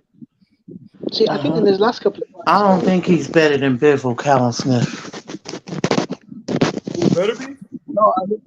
No, Callum Smith. I don't know. I think at 175, Callum Smith, I just think he's just a lot more. So he fights with more sort of confidence, punching power. Looks like he's got a lot sharper. Maybe it's the new trainer. Maybe it's the extra muscle. Maybe it's something like you said, Tony. Maybe he's doing something that he shouldn't be doing. I mean, what's funny? I did not say that he was doing anything because I can't prove anything. I'm just saying it's very weird to me how two dudes who weren't known to be devastating punchers all of a sudden grew it damn near the same night overnight. I mean, the thing about Callum Smith is it's funny because even though the only thing I can tell about him is he punches harder once he's at 175. I mean, but skill wise, I really don't know how if he's improved much because one of his fights hasn't gone past 4 rounds. Right. Yeah, I haven't even got to see much of him really. I mean, I like to see him have a prolonged fight so we can see how good he really is. Yeah, he need to get in there with a live body. Yeah, against the top guy, So. But Beterbiev is coming, so. Yeah. Well, on the bright side, if Callum does the impossible, does the unthinkable, and knocks him out, we'll finally get the undisputed fight with him and Bivol, hopefully. We won't. No, we won't. Oh, you don't think so? We won't get it. Why not? It'll be mandatory after mandatory after mandatory for Beterbiev. Oh yeah. No. I meant for Callum. If Callum Smith wins, that's right. Oh, if Callum wins, if Callum does the we think he's not the unthinkable and knocks out Beterbiev, we still won't. We still won't. You know what's going to end up happening? I already see it. If Liam knocks out Beterbiev, if Bivol was scared of Beterbiev, he's going to be terrified of Liam. He's going to be running for the fucking hills. And hold on, I'm going to tell you right now, AJ. Hold on, I'm about to tell you. I already see the play. Listen, you got to pay attention to what Bivol's trying to do. Bivol wants to fight Canelo at 168 so he can be undisputed at a lower weight class. So if he's undisputed at 168, why does he need to come back to 175? That's true. I mean, look, man, that's still historic, though, Tony. He'll become a 2-division champion and undisputed at 168. Jimmy, he could already be a 1 disputed champion right now in the summer and then still fight Canelo at 168 in the winter. Yes, he could. Well, I mean, if Beterbiev knocks him out, then I guess he couldn't, right? Maybe. But if it's about legacy, then he would be going for undisputed right now while he can. Because he said he wants to go to 168 so he can be undisputed. Well, I'm sorry. You could be undisputed right now at 175 and not have to wait. I mean, one thing that stuck out to me, though, was the reason his manager gave as to why the fight fell apart. When they talk about the money wasn't enough. Wait a minute. When has he ever cared about money? Never. I mean, for the Canelo fight, he wasn't even paid that much. I think he made $2 million. That was pretty much it. When they withheld his purse. You have to remember, bro. To meet you, Bivol. Well, y'all act like these people fighting for shekels. These are prize fighters. No, I know that, Lisa, but I'm just saying. I mean, it's he didn't make a lot of it. So I'm just saying, how much could his manager want for that fight? Really? I mean, it's not a big money fight. If I'm being real with you, So then they want the money. They should host it over in the Middle East. Then that's what I think. I mean, I'm just implying what's the figure that they want or asking for, because it couldn't be much more than what he got for Canelo. So, I mean, can I be honest, bro? I think he got paid about $5 million for Canelo, and I have to be honest, I don't think the total pot for Bivol Beterbiev is $5 million. The real question is, how much did he make against Zerto? That's a good question. I'm not sure. Oh, probably not. Probably not that much. Yeah. So that's Because what you you have to would have to remember, base it off of. because it was a mandatory fight. So Yeah, Yeah. you would need to base it off of what is he really worth? What did he make off of Zerto? That came after the yeah. Canelo win, so that'll tell you what he's worth. Tony, you have to remember, bro. A couple of fights ago, Dimitri Bivol was literally fighting on undercards, right? He fought on Derek Chisora's undercard when he was in the UK, um, and this guy got paid, I think, about 500,000, or maybe even less than that. I understand Uh, that, Jimmy, but what I'm saying so, is if he only made like $2 million against Zerto, that's really all he's worth. I mean, but the problem is, you got paid about 2 million for Zerdo. Fighting Zerdo in the voluntary defense, in his mind, is very different to fighting Artur Beterbiev for all the belts. You know, probably the Let me biggest see. fight in the division I'm about to of the last Google it. 10 years, maybe 5 years. But like I said, unfortunately, bro, these guys aren't stars. It's not a pay-per-view fight. There's no money coming from Russia because of the war, so they can't make Mm-hmm. any money from Jimmy, the TV. Yeah, Jimmy, there's no way they lowballed him. This dude made $500,000 against Zerto. no, wow, but Mm-hmm. okay. that's it. But here's the problem, though, Tony. Tony, Yeah, here's the problem, though. I googled it right now. Beaver will earn a guaranteed purse of $500,000. Yeah, Mm-hmm. no, but you have to compare it to what he might get paid for Canelo. So to rematch Canelo, he might get paid around $10 million. To fight Beterbiev, maybe he was offered 1.5 million. I mean, But he could do both. Mm-hmm. The only reason why he couldn't do both is if they believe he's going to lose. yeah, that's why I say he's. Look, let's be honest. So when he fights Canelo again, that's a big fight, but smaller dude who's already beat, right? Um, and he's also coming off a surgery as well, Canelo, right? Let me So ask you that this, probably Jimmy. looks appealing, innit, to him. Let me ask you this, Jimmy. Yeah. What if the man who really beat Smith at 168, John Ryder, beats the fuck out of Canelo? Then what? Then I think Canelo. John That Ryder mess. rematch. That'd be Yeah, it for that Canelo. mess up everything. Yeah. So Nah, I that's think what I'm Canelo saying. can. Like that's what I mean. Like we like people talk about this as if Canelo's already beat John Ryder. John Ryder No, Canelo said that. he beat Callum Yeah. Smith. He beat him. He beat him. Yeah. Mm-hmm. No, he beat Cam Smith. He And beat Danny Jacobs. Stopped Zach Parker. He's on a really good run. Southpaw. He's a good fighter, man. I really like him. But my problem is, I think if Mm-hmm. Canelo loses to Ryder, he said he's gonna retire. oh, yeah, he's gonna retire. So I so doubt it. at the end of the day, well, he's made so much money he could retire. But the thing is I this. just don't know where he'd go, though. To be honest, I mean, losing to Ryder in Mexico, and then you'd have to rematch him, and then Bivol, and then that's just. I think his time's done, man. He's had nearly 70 fights. He's been a pro for what, 17 years. Maybe call it a day. My thing is this though. If Canelo loses, even though the likelihoods are small, if he loses, then there's going to be Yeah, no people fight. People's not going to get it because Canelo's not going to fight him and get another loss after that. It's not going to yeah. be for undisputed if people fight him because Canelo will have no belts. So if Canelo was fighting coming up soon, then why couldn't people be fighting better coming up soon? Bro, because I've, They I've never. said to you, bro, and I've brought this up in the past, right? All the champions were on ESPN, right? You had Vodzik, you had Beterbiev, you had Kovalev, right? All on ESPN. Those dudes were mixing it up, unifying, crash bang boom. Dimitri Bivol went to the zone where there was literally no one. Um, he sat there, I guess, waiting for Canelo. Like I said, this guy is an excellent boxer, top, pound for pound talent. But um, as far as his legacy at light heavyweight, look, he's undefeated. He's had 10 title defenses. The Canelo win was great, but he hasn't fought, the top dudes. He should have fought Vodzik when Vodzik was, undefeated champion, number one guy. After that, Beterbiev destroyed him, unified the belts, became lineal number one guy. It's been 4 years, and now he's turned the fight down again. So I mean, I don't know what The to do. only real guy that he beat, in my opinion, was Joe Smith.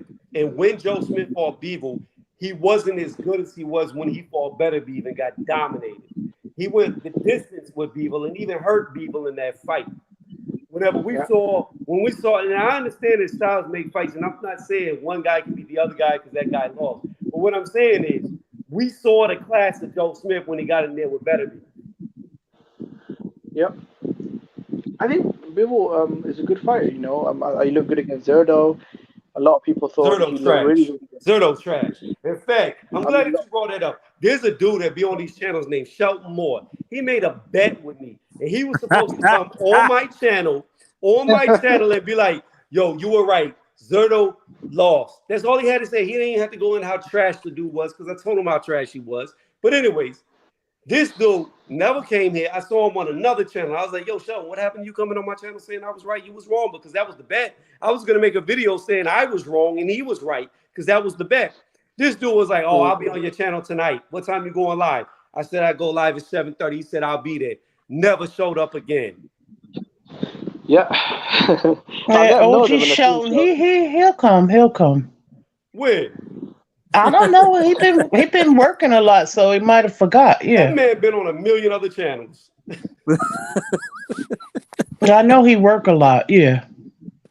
What about Canelo though? I mean, I know you don't think too highly of Canelo, but I mean, at that time he was the pound for pound, king or whatever, undisputed, well, champion. It wasn't a good run, I and think people, Canelo. I think Canelo is a great fighter, but I don't think he's Mhm. elite. I've never thought he was an elite fighter. How can he not be elite? Okay, here we go. The number one guy at 154 was Andrade. He wouldn't fight him. He wouldn't fight him. Hmm. Wait, pause. Now I'm getting too far ahead of myself. He fought the number one guy at welterweight, Mayweather. Got Hmm. embarrassed. He went fight the number one guy at 154, which was Andrade. Let's go to 160. He fights Triple G and got beat. Got a robbery draw. He got beat bad. He goes to 168, and he's still to this day not going to fight Benavidez, who was the number one guy, still the number one guy, always been the number one guy at 168. Hmm. He goes to 175 and fights the weakest champion, who was dodging Adonis Stevenson for years. Kovalev, who was on his last leg, who had already been stopped. He fights him. He doesn't stay there to fight Adonis. He immediately runs. He comes back to 175 to fight a guy with only one title instead of a guy with three titles and better be. The dude has never fought the best of any division and gets all the accolades. And when he has Well, the fought the problem is, best, hold on, Jimmy, and the two times yeah. that he has fought the best guys, he got beat. See, I disagree strongly with that because Callum Smith was literally the Ring Magazine and lineal champion. He was ranked number one in every major respected body.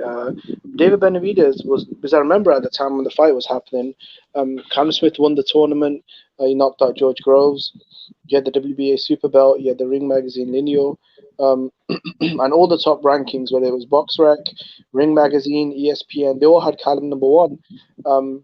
No one even knew who David Benavidez was at that time, to be Everybody knew honest. He was who he fighting. was. Everybody knew He who was, he he was. was struggling. Listen, Jimmy, No, No, we Jimmy, knew Jimmy, over Jimmy. here in he wasn't America. number We one knew though. him. He wasn't number Everybody knew one. who he was. He was We getting all knew who people. he was. We knew him as the crackhead that overate. That's what we knew him as. We all knew who he Listen, was. Hold on, Jimmy. I'm not done. We all knew that he was the two-time WBC champion. Don't you find it kind of convenient the minute he gets stripped of his belt, Canelo gets to fight for that belt in a vacated title where Callum Smith wasn't even fucking ranked? how many times did he get stripped for that belt? Twice. Okay, so is it Canelo's fault he can't hold his belt?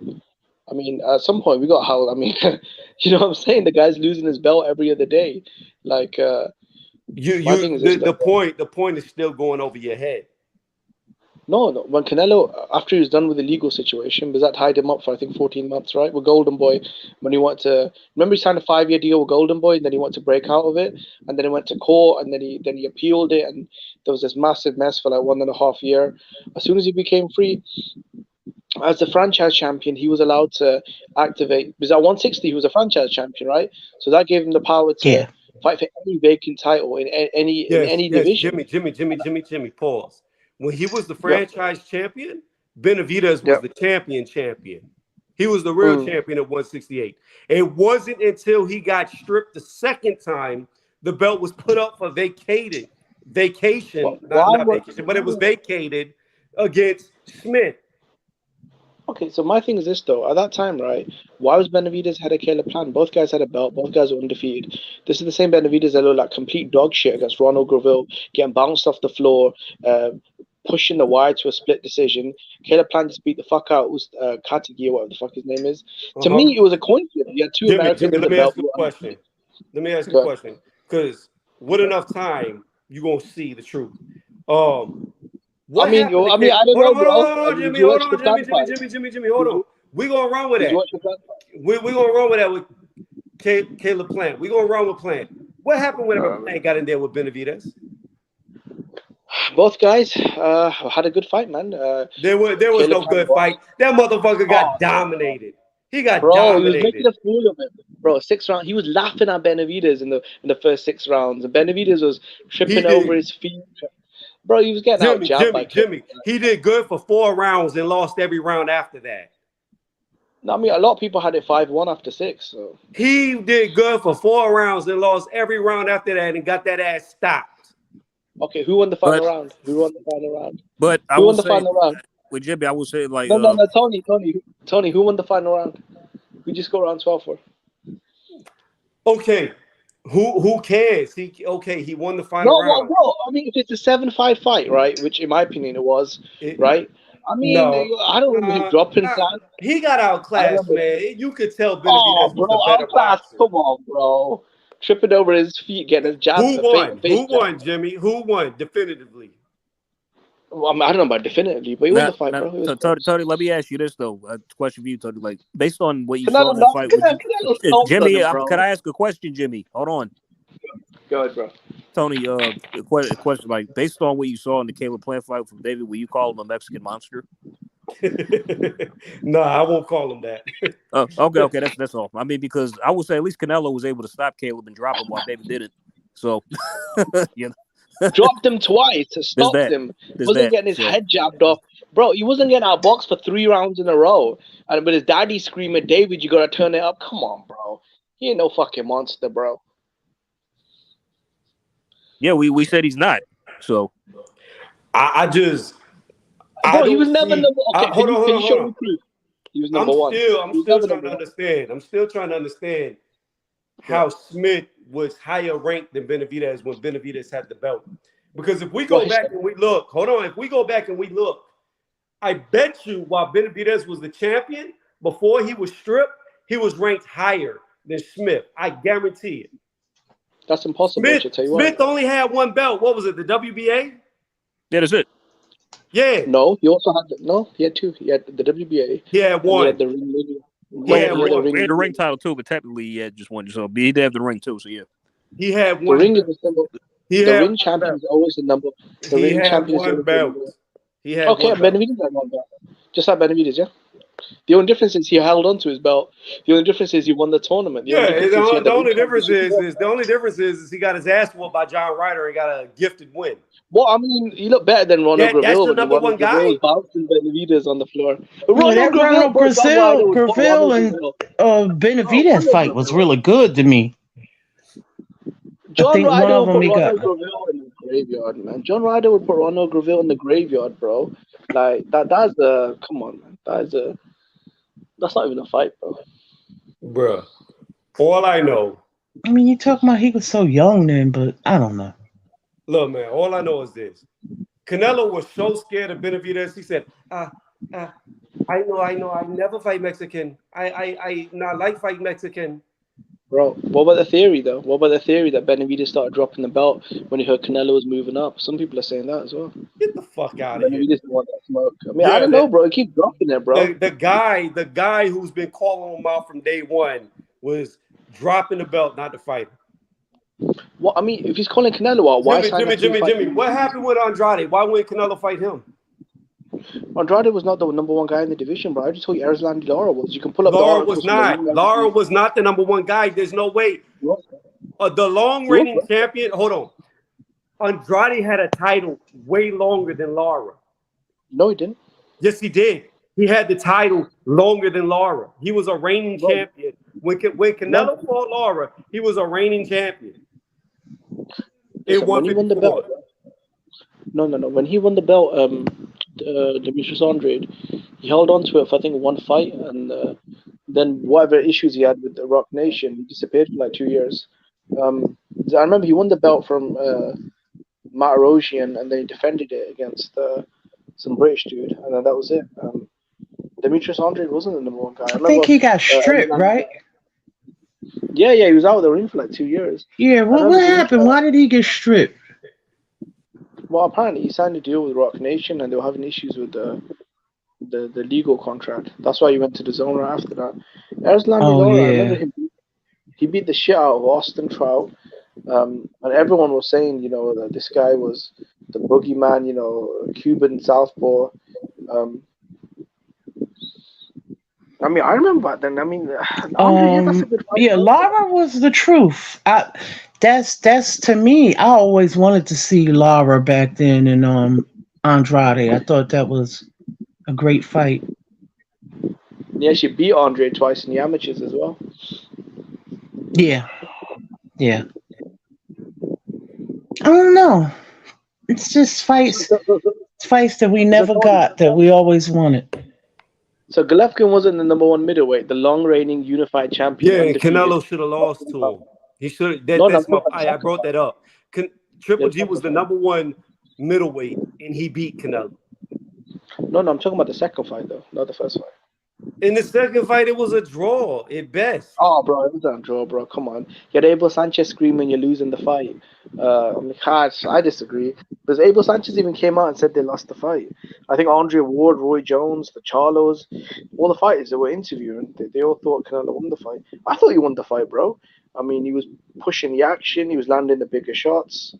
But it was close. To be fair, it was close. That's why I always thought trilogy. That's why I always wanted to see the trilogy just to settle it. Yeah, they waited too long for the trilogy though. That It fight lost sucked. this. Yeah, it lost this luster. That At fight least sucked. we talk our shit about Fury and Wilder, but at least it wasn't too far apart. But it's nothing wrong with having a trilogy. Like when you look at trilogies in the past, like I don't think that I don't know if that was when you look at Ray and not Ray, Sugar Ray and Hearns, they didn't necessarily fight right back to back. Did they have a trilogy or was it No, two fights, right? They fought twice. That's it. Just 2 times. Oh yeah, okay, it was two times. Yeah, but it wasn't back to back, Sugar and Ray I had a could trilogy understand. with Duran, and that Okay, third Tony, fight, Tony. Yeah, Duran. there Yeah. was no need. There was no need for a third So, fight. hey, Jimmy, Lara didn't even have the real WBA title when he fought Canelo. They fought at 55, right? 155. That wasn't even for a title at all. That was for a belt at all. They fought for the interim belt. Oh, that was the interim. I thought that wasn't for a belt at So all. Lara, hold on, wait a minute. So Lara wasn't even a fucking champion when Canelo fought him. But Laura, I mean, Andrade did kind of like the same thing Laura did. He came up there to that press. He called Canelo out, and that's kind of like how he got the fight.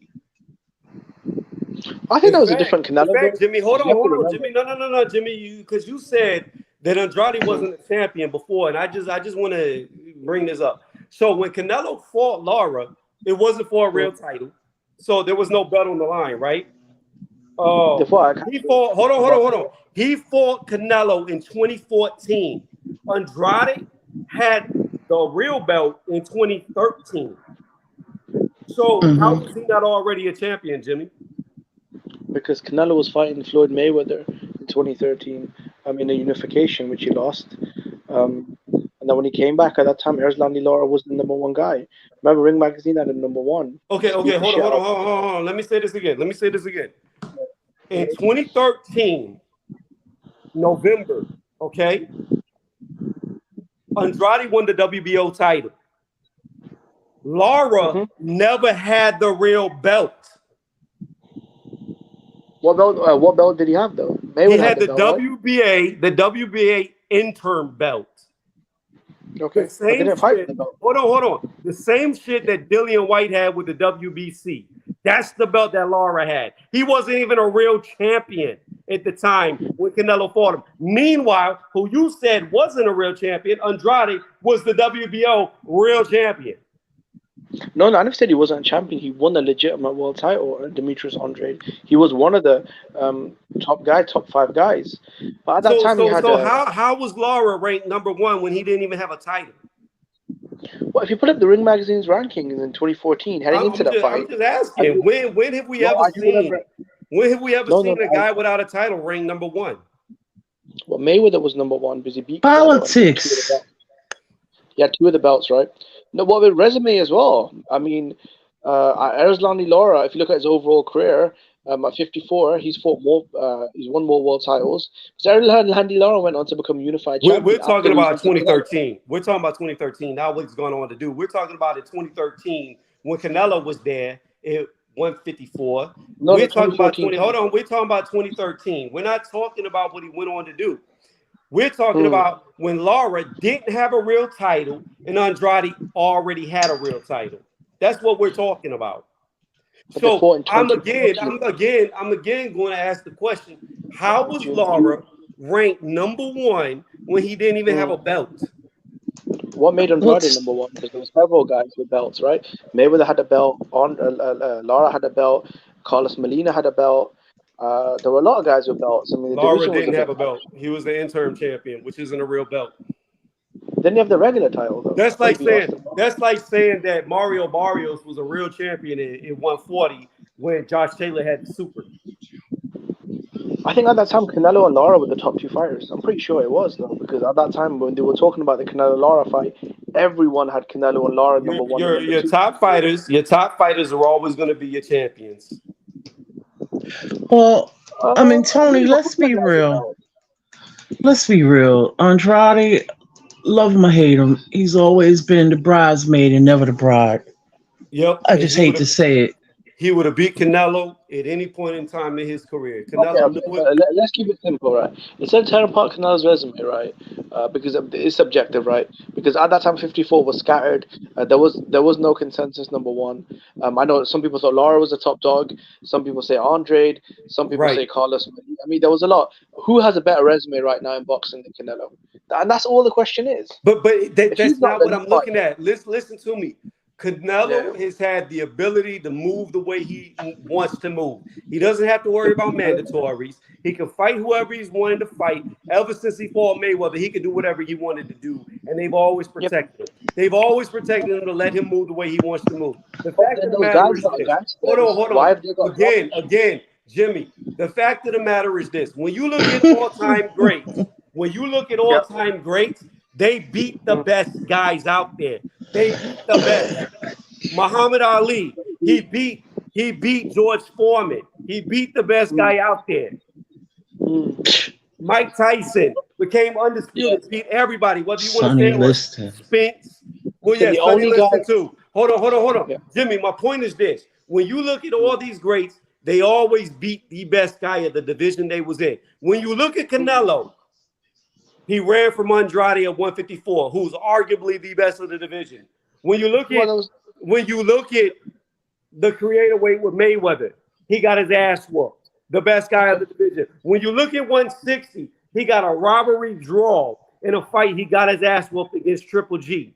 When you look at 168, he didn't fight Benavidez, still won't fight Benavidez, won't even go near Benavidez. When you look at Ben, 175, hold on. When you look at 175, he didn't go for Adonis Stevenson, who was the number one guy at the division at the time. He went for Kovalev, who had already suffered 2 knockout losses. That's what he went for. He got the belt and ran just as quick as he got there. He goes back to 175 to fight, in my opinion, the weaker of the two champions, Beeble, and gets embarrassed.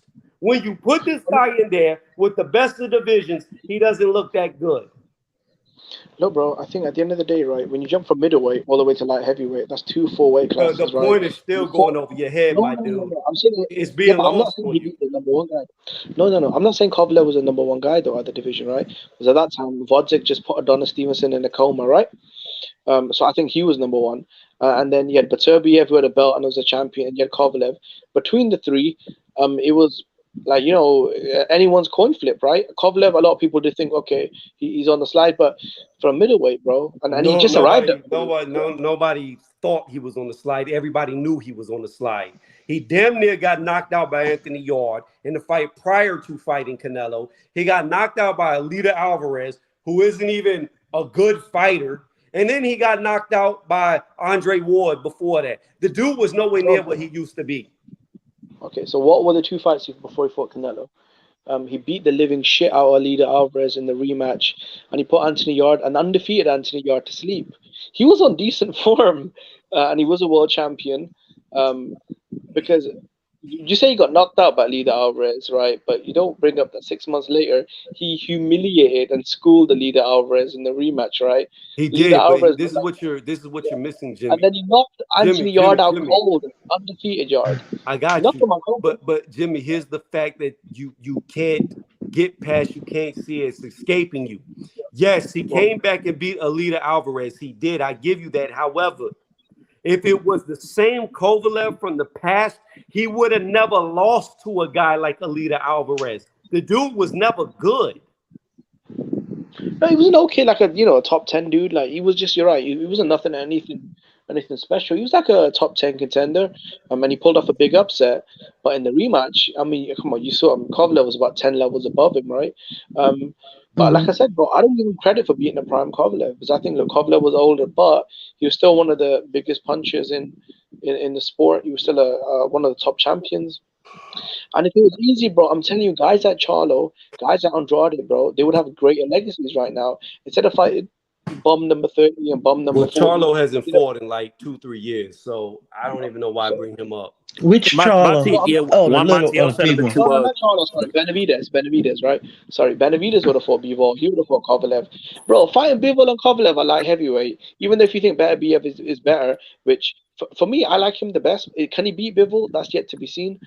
Especially at this stage, I highly doubt it at this stage, because if you look at the history of the sport, the younger, faster guy with a better defense usually beats the older, power puncher. Historically. Well, there's a new player in town. I heard Hami Mugia going up to 168. There you go. Jaime You like that is fight, another Tony? Zerto. That's all Jaime is. He's You like another that? Zerto. It- De La Hoya is going to keep away from everybody now, especially after what happened to Zerto, so he can finally get a fighter to beat 50-0. Bro, I mean, dude, did you see how he looked against Jimmy Kelly for those first 4 rounds? Yes. That's what I'm saying. Jesus Christ. Like, I mean, He ain't bro. gonna fight nobody. He ain't gonna fight nobody till he's No, over I mean, dude, if 50-0. a Jimmy Kelly can make him look like that, bro. We know Jaime's no good, just like we knew Zerto was no good. We've been known this. No, but to Tony, what I wanted to ask, do you think Montiel sent Jamal into semi-retirement? Oh, maybe. Nah, I don't know. No?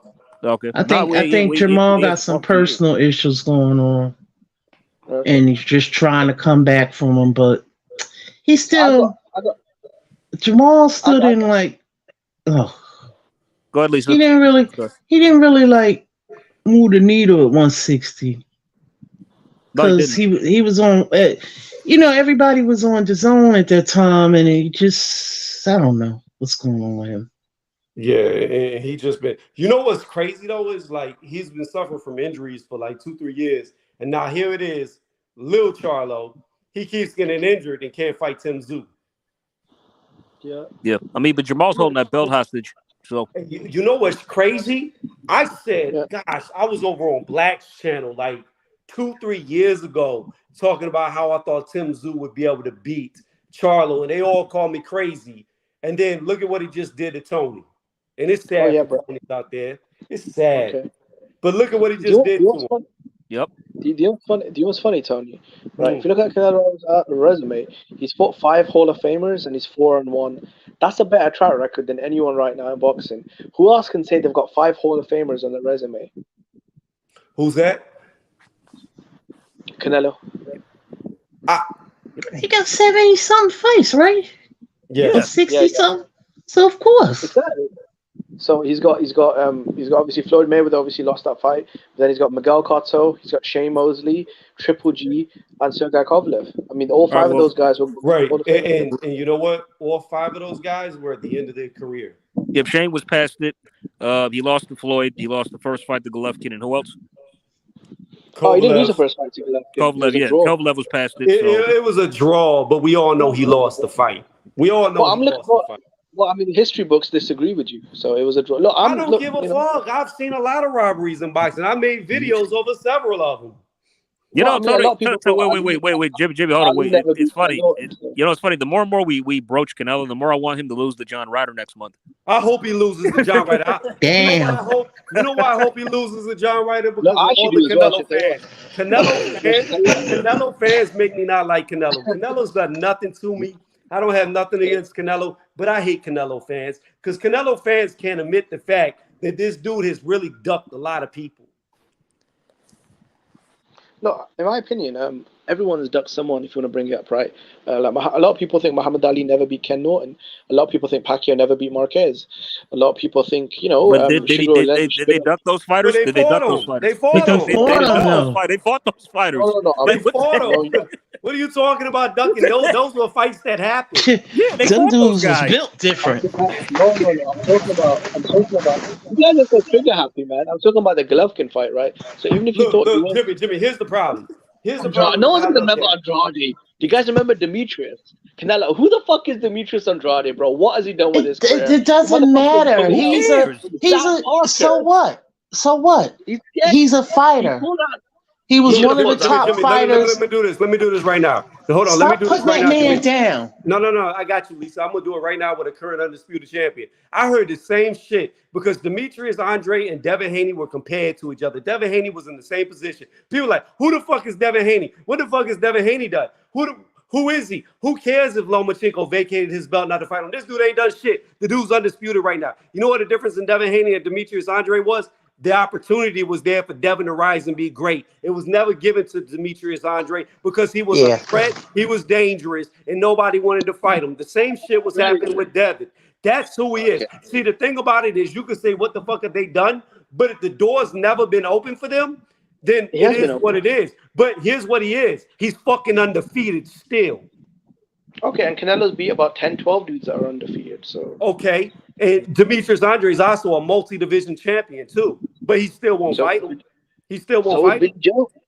Billy Joe was the exact same archetype. And what happened with Billy Joe, Jimmy? What happened with Billy Joe? Billy Joe got caught on PEDs going into the Andrade fight. I agree, bro. Listen, I'm not even. Okay, you agree. But he still won't fight Andrade, just like I'm telling you right now. That's why he's talking about retirement, because he would rather retire than to fight Benavidez. Bro, if he loses to John Ryder, I mean, would you advise him to continue? I mean, I don't really know where he'd go. I didn't say if he loses to John Ryder. I said that's why he's talking about if he loses to Beeble, he's going to retire. He would rather retire. He would rather retire than fight Benavidez. Bro, everyone is picking Canelo to get his head boxed off by Bivol. If he fights David Benavidez, he is going to be the favorite in Las Vegas. I'm telling you. I'm going to tell you this right now. There is a strong possibility, a good chance that Bivol loses to Canelo because Bivol thinks he can make 168. This is reminiscent of the history. Chad Dawson thought he could make 168, was a monster at 175. He came down to fight Andre Ward, and the dude was so weight drained he couldn't even move. The same shit could very well happen to Bivol. But by the way, Tony, you remember what happened to Chad Dodson before that fight? What's that? It was alleged that he got knocked out in sparring by Edison Miranda. Oh, yeah. It was. But that has to do with him weight draining to make weight. Oh, yeah. You're right. You're right, AJ. I forgot about that. Then what happened to him after that? Like after he got smoked by Chad Dawson, was never the same again. He's never the same. And the same shit. That was it. Why? The same shit. Hold on, Jimmy. The same shit. Sorry. You got smoked by Donna Stevenson. My bad. Yeah. The same shit could be happening right now to Bivol.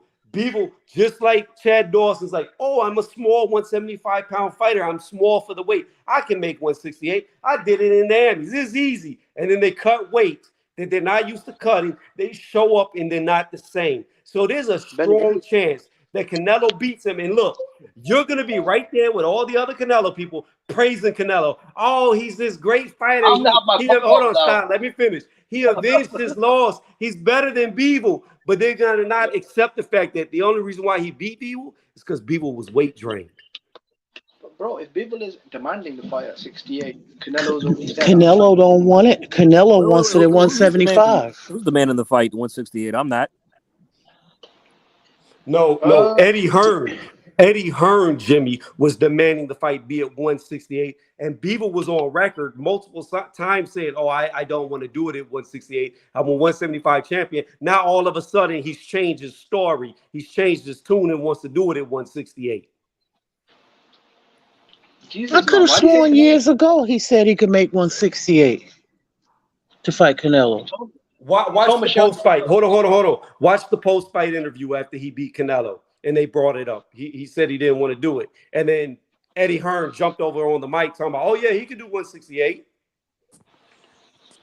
Question is, he may be able to make 168, but will he be healthy? That's the question. I don't think he will. I think Canelo's going to beat him. And I think all the Canelo fanboys are going to say Canelo's the best thing ever because he beat Bebo, who was weight drained. But Tony, I've been very consistent, right? With Canelo Alvarez, he's been asked several times, what weight do you want the fight out? And he said clearly, I want it at 75 because if I beat him at 68, you're not consistent though, Jimmy. You can't even admit that he ducked Andrade. He didn't duck Andrade though. Huh? No, I said he didn't. Should I tell you why he didn't duck Andrade? Oh gosh.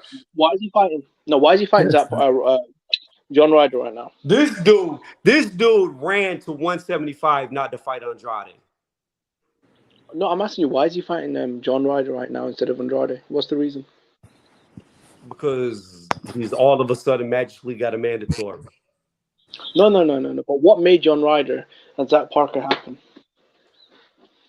Because this is even better. This is even better. I love this. I love this because Jimmy, this is what happened. No, this is what happened. The WBA, they came out 2 weeks before Andrade was supposed to fight Zach Parker and said, "Oh, you're not going to be the mandatory. The winner of this fight won't be the mandatory for another 14 months." 2 weeks before the fight. Hold on. 2 weeks before. Wait, Jimmy, stop talking. 2 weeks before the fight, they came out and said that. Then all of a sudden, when John Ryder beats Zach Parker, he's the immediate mandatory. Immediate. No wait. So explain that. So when they released the article, Canelo after that, the mandatory situation, he fought Golovkin. And yeah, it's been about a year, bro. Yeah. It hasn't been 14 months, but it's been about a year. So again, I guess the mandatory. Jimmy, this is what I want you to explain to me. When the Zach Parker and Andrade fight was supposed to happen, it was for Canelo's immediate mandatory. 2 weeks before the fight, the WBA said the winner has to wait 14 months to fight Canelo. Then when John Ryder, who steps in to fight Zach Parker, beats him, then the WBA is like, oh, you're the automatic, instant, magical mandatory. We're going to make the fight next. No. He was a mandatory. Andre would have been the mandatory as well. But the problem is there's a wait time. What I'm saying is you're missing. You're not following. No. They haven't called the mandatory yet. So from that's 9. That would have been about 10 months, bro. So I mean, you're talking about literally 3 months, though, right? So from the Triple G fight to May, that's 9 months, right? From September, that's 9 months, right? AJ. Parker. AJ, are you still there? AJ. He must be on mute. I don't know. AJ. He's still here. I mean, I got to get off soon, but right. I was trying to get AJ to explain to Jimmy what I'm saying because it's like he's not. No, what happened? I was arguing with Andrade fans, haters. Sorry, if you go and watch other streams of you can ask Black and Brown, you can ask Q the God. I used to be one of the biggest defenders of Demetrius Andre because I thought, you know what, this kid's a legitimate talent. I actually do find him funny, and I do enjoy watching him box. I don't have any hate, bro. But this dude pulled out of the Zach Parker fight not once, but twice for the interim world title. You're right, he would have had to wait a year, but guess what, bro? 14 months. Okay, yeah, 14 months, cool. So after Ryder beat what's his name again, Parker, right? Right, he would have had to wait 9 months anyway, right? But the problem is they had to push the fight even further because Andre had pulled out. So the time difference is literally what we're talking about. A year from the first Andrade pull out to May this year, that's about what? Nearly 1 year. We're Yeah, but literally I'm debating 2 months. That's yeah, all, but I'm gonna Tony. sum That's it all up we're in a arguing. yeah, but You're I'm a missing the point, Jimmy. You're missing the point, Jimmy. You're yeah, missing I'm the gonna whole sum it point. up in a nutshell. Andrade was the WBO champ title holder at 160, and they called for a mandatory with Janabek. Whatever happened, whatever he relinquished the belt. Okay, so I thought he was going to go up to 168, which he has. Okay, so then he was gonna supposed to fight Zach Parker, Yeah. and the first time he pulled out. So at that time he still had the belt. Actually, he still had the belt. He didn't totally relinquish it, so we didn't know where he was going. So then that purse bid, that the second purse bid was much lower. So then I don't know. I feel he like Tony's hold up. So then he sorry, go ahead. relinquished. So then he relinquished the belt, and then this is where we are now. So then Zach Parker fought John Ryder, and that's how John Ryder got the position Well, that my he's thing is in. this though. Like Lisa, would you not say it's fair to say if we criticize Canelo for ducking, right? Well, but we gotta make excuses, bro. The Zach Parker fight was still the best fight out there. It was the interim world title, just like Joyce had to win. Look, Joe won the interim title from Joseph Parker, what, 6 months ago? Even if he beat Zhilei Zhang, he would have still had to wait another 7 months before it was his turn. The way Canelo Alvarez is a unified, undisputed champion, it works on a rotator system, right? So Yeah, when you're a unified champion, your mandatory gets called every 14 months, every year. yeah, but see, when That's the you way it works. Canelo, you can kind of maneuver the board the way you want because you're Oh, Canelo. I mean, he fought Yildirim, who was his mandatory So I'm gonna say this before. again, Jimmy, because the Yeah. point is still going over your head. Okay. When Demetrius Andre was supposed to fight Zach Parker, it was What for was it? the immediate mandatory, not to wait. Immediate mandatory, meaning the next fight for the winner would be against Yeah. Canelo. Two Hmm. No, weeks, that's not true. hold on. 2 weeks before the fight, they announced that the winner of the fight, listen to my words, the winner Yeah. of the fight, meaning once the fight happens, the winner would have to wait Mm, 14 months to get the yeah. mandatory slot. Okay? Hmm. Yeah. It does not matter that the fight was postponed because the Mm, winner of the fight, if they would have fought the second time it was supposed to happen, would still have to wait 14 months. Because in order for that 14 months to start, you have to have a winner because that's what they stated. The winner of the no, fight no, would no. wait, hold on, the winner of the fight would wait 14 months. Now, that was still put in place. Andrade pulled out the second time. John Ryder goes into the fight, fights Zach Parker, wins, and he immediately, no 14-month wait, no wait time at all. He immediately gets to fight Canelo next. Okay. Yeah, Okay. but I read the article. Okay, I So read now the you again, article. painted the picture for me. I get it now. again, Tony's pointing. Tony is painting a biased picture, right? I've read it's the not article in Ring biased. Magazine as That's well. what happened. They That's said literally the fact. no, no. They said that the Caleb Plant unification was treated as a mandatory defense at that time, right? But Zach Park has been a mandatory for the WBO since Billy Joe Saunders, right? Canelo requested the Caleb Plant fight be treated as a unification. I guess they granted him. He didn't have to fight Zach Parker, and he would unify with Caleb Plant, Mhm. and it'd be treated as a special mandatory, right? So they skipped that cycle, right? When he unified with Jimmy Caleb is Plant, right? right because I read that article. Yeah. Remember, So AJ, mandatory that way article before. Bowles sent us? Yes, Jimmy is right that they Yeah, which one they was that? all of a sudden, hold on. Jimmy is right that all of a sudden magically for Canelo that they allowed two champions fighting to unify would satisfy a Mm, mandatory that wasn't even being fought mm. for the belt Hmm. at hand, which has never happened before. Which has never happened before. Only happens with Canelo. That is Well, I why. mean, I don't know. No, hold on. Let me finish. That is Yeah, why two yeah. weeks before the fight with Parker and Andrade, they said you have to wait 14 months because of what you're saying. The fact still Mm, remains they changed the rules for Canelo to stay away from Andrade. The minute Andrade is no longer fighting Zach Parker, all of a sudden the winner, which was John Ryder, because that's who stepped in, it could have been Zach Parker if he would have fought somebody else, gets to fight right. Canelo next. Only when Andrade is taken off the board does the rules go back to normal. Mm-hmm. No, but here's the problem, bro. When they granted Canelo that exemption with Caleb Plant, Andrade was at 160 and Zach Parker was the mandatory. So Andrade wasn't even in the picture when he got the exemption. Andrade was in the picture because Andrade had already said several months before he was stripped, vacated, etc., that he was going to 168. The contract for Zach Parker was already in the works, already being made for the mandatory. It was already acknowledged that the winner out of that fight would be the mandatory. Then, out of nowhere, comes what you were talking about with Caleb Plant and Canelo is going to satisfy the mandatory, which has never happened before. But It's he never didn't fight. happened before. Then they Okay, so who fought. do you fight after Caleb Plant? Then they Check this out, fought. bro. Look, No, Zach no, no. Parker. Hold on, Jimmy. Zach Parker was supposed to be his first fight at 168 as a champion moving up. That was But guess supposed what to be happened, his bro? first fight there. No. What happened was the bullshit that you just said. That Bivol.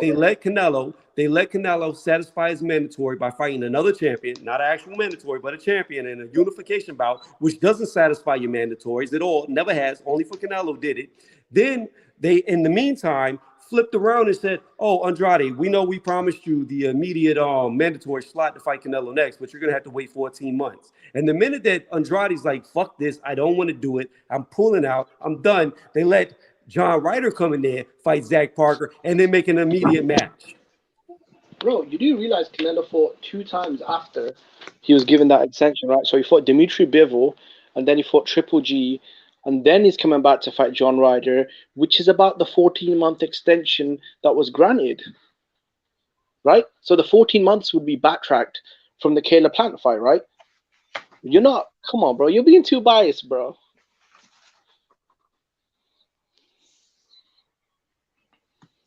So when he was given I'm a not, I'm not backtrack, being biased. I'm not being you biased are, at bro. all. It's no, I'm not, because it's just like, oh, he now becomes the franchise champion, so he doesn't have to fight Demetrius Andrade. It's always something with Canelo and Demetrius. He couldn't fight him at 154. He couldn't fight him at 160. Demetrius Andrade couldn't become his mandatory at 168 for the fight that he was deserved next. It's always something to keep Canelo away from him, and I wonder Bro, why okay, that is. but why pull out the Parker fight? Or check this out. Why pull out the Parker fight nobody for a year, and then come back and fight a bomb? Was Demetrius Andre not better off, I don't know, waiting the extra 6 months that he had to wait by destroying Parker, getting the belt, then Canelo's got nowhere to go? Bro, either way you slice it, bro, Andrade dropped the ball in the biggest way. Whether you had to wait 6 months, which you fucking didn't do anything anyway. So it's not like you had all these amazing plans for your career that you really couldn't wait 6 months. And when you did come back, you fought a fucking bomb. So, like, what? Come on, man. Who are you talking about? Denzel Bentley?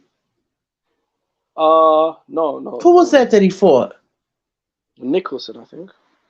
Oh, I mean, I don't know, bro. You want to well, Tony. You are an intelligent guy, though. You're a very intelligent person, so I you don't mean, like these are Canelo. boxers at the So end of the day. He don't have to. Who cares who people like, Jimmy? no, it's I your No, mean, opinion. I it's get not it, bro. about it's liking. not It's about not. that. Yeah. The Tony is a very intelligent It's person, about. so he It's spins the about that narrative in a way. I see the pieces on the board and I understand what's going on. You just can't accept what you see in front of you. I That just they've gave you the been timeline, bro. no. That they've been keeping Canelo and hiding him from Andrade. They've been doing it since 154. Bro, what is it about Andrade that you feel that Canelo is so scared of? He's never fought the. Come on, bro. Like he literally fought You a slick southpaw in Billy Joe and Erislandy Lara. It's not like he hasn't fought a slick mover and a fast tempo. And many people believe he lost to Lara. He was getting outboxed by Billy Joe Saunders. And Oh, come on. Andrade's better than Billy Joe Saunders. He's better than him.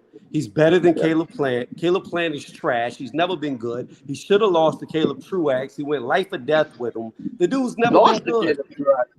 No, I no, no. said, That was I Ronald said he McDonald. went life or death with him. The dude is not good. He's not a good fighter. He was never good. That's why I knew he was going to lose to Canelo. I knew he was That's going what to lose to Benavidez. Benavidez because he did. The That's dude's what got, Benavidez, hold bro. on, Jimmy. The dude's got no gas tank. After about 4 rounds, he's winning for the rest of the fight. Look, me personally, I thought Benavidez won the fight, but a lot of people are telling me they scored it a draw. They Oh my scored it the gosh. first. Let me, they said after 6 rounds, they had it 5-1 for Plant, and then they gave the final round to Plant. So that's six apiece, right? That's a draw. I I heard he had disagree. to be in the hospital for that. He got a whooping put on him. I'm gonna tell you He that. did, Lisa. He had to Plant. go to He the got a hospital. whooping.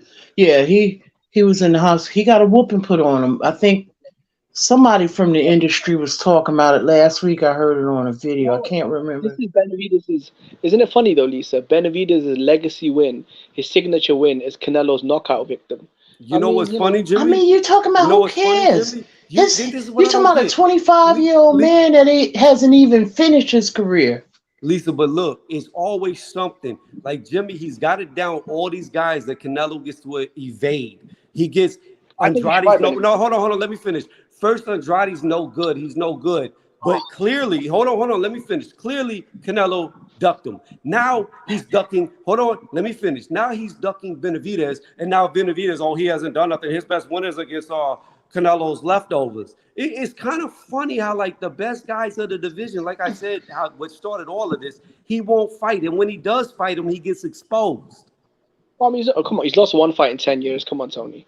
That's not a bad track record, is it? One fight in 10 years, and it How was many on fights? points. How many? No. How many fights did he get gifted victories? Like, come on, Tony. You're acting like this Maybe guy gets his ass whooped. He's lost. Tony, check this out.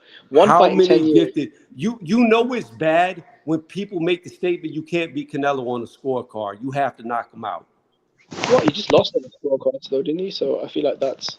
No, Look, no, no, no, Canelo's no, an no, no, because he got beat so badly, embarrassed so badly, they couldn't rob Beevil. Okay, so then doesn't that strengthen my point though? Look, we all know, No, right, no, no, no, no, that no, no. Canelo got Let me outboxed by ask you Bivol. this. Let me ask you this. You lost the Bivol, right? Right. Why fight the guy that schooled you? And then you're gonna duck Benavidez, bro. He's taken a fight which most people think stylistically is way tougher than Benavidez. Mm-hmm. Flat-footed, slow, come forward Mm-hmm. pressure fighter, or Because you fast. don't understand. You say I'm an intelligent person, but then you don't Yeah, understand.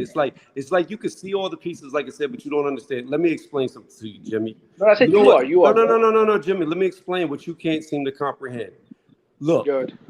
when you're a small man and you move up and you lose, right? It doesn't Yeah. hurt you.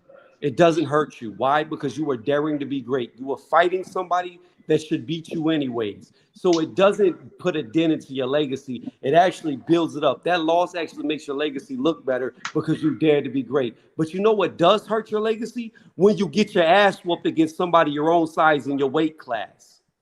Do you think So, Benavidez, no, no, bro? no, no, no, Benavidez, no. Listen to me. So, yeah. when you move up to avoid somebody, because that's what he did, it doesn't matter if you win or lose. If you win, then it's written into the history books that you're great. If you lose, it's still written that you dared to be great. But if you lose to people in your own weight class, now you're starting to take damage to your legacy because you're not the best guy there. You got beat there. So what do? You move up to avoid the best of your weight class. Yeah, but how's getting your ass whooped again by the same dude better You, than? I, because he's supposed to get his ass whooped. bro, I mean, if he loses again to Bivol, bro, Canelo's stock is in the crash, man. No, it's not, because at the end of the day, he's losing to a light heavyweight, and he's not a light heavyweight. That's what you can't accept. It is more damaging to lose to a super middleweight where he fights than it is to lose to a light heavyweight where he does But not both, fight. yeah, okay, that's a good point though. But I mean, both dudes are way But bigger that than is the Canelo. point. That's the only point, Jimmy. That's the point that you're not understanding. That's what it Okay, but comes what? down to. If you have two choices, option A, Mm, get your ass whooped to somebody your own size that will hurt your legacy, or option B, get your ass whooped by somebody who's supposed to whoop your ass that's bigger than you, you're going to pick option B because it doesn't damage you. yeah, but option B that doesn't damage you is also probably the most difficult style in the division. A guy like Benavidez who's still young, still green, who has a lot of flaws. A guy like Canelo, It that's doesn't just so matter. much. It doesn't matter. It is still like you're hearing what I'm saying, but it's not seeping in.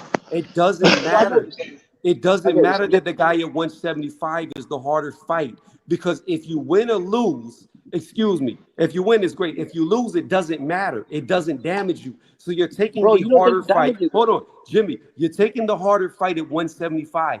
When you lose, people are going to still say, oh, he dared to be great. He went up. He tried to win his fourth weight class. He's good.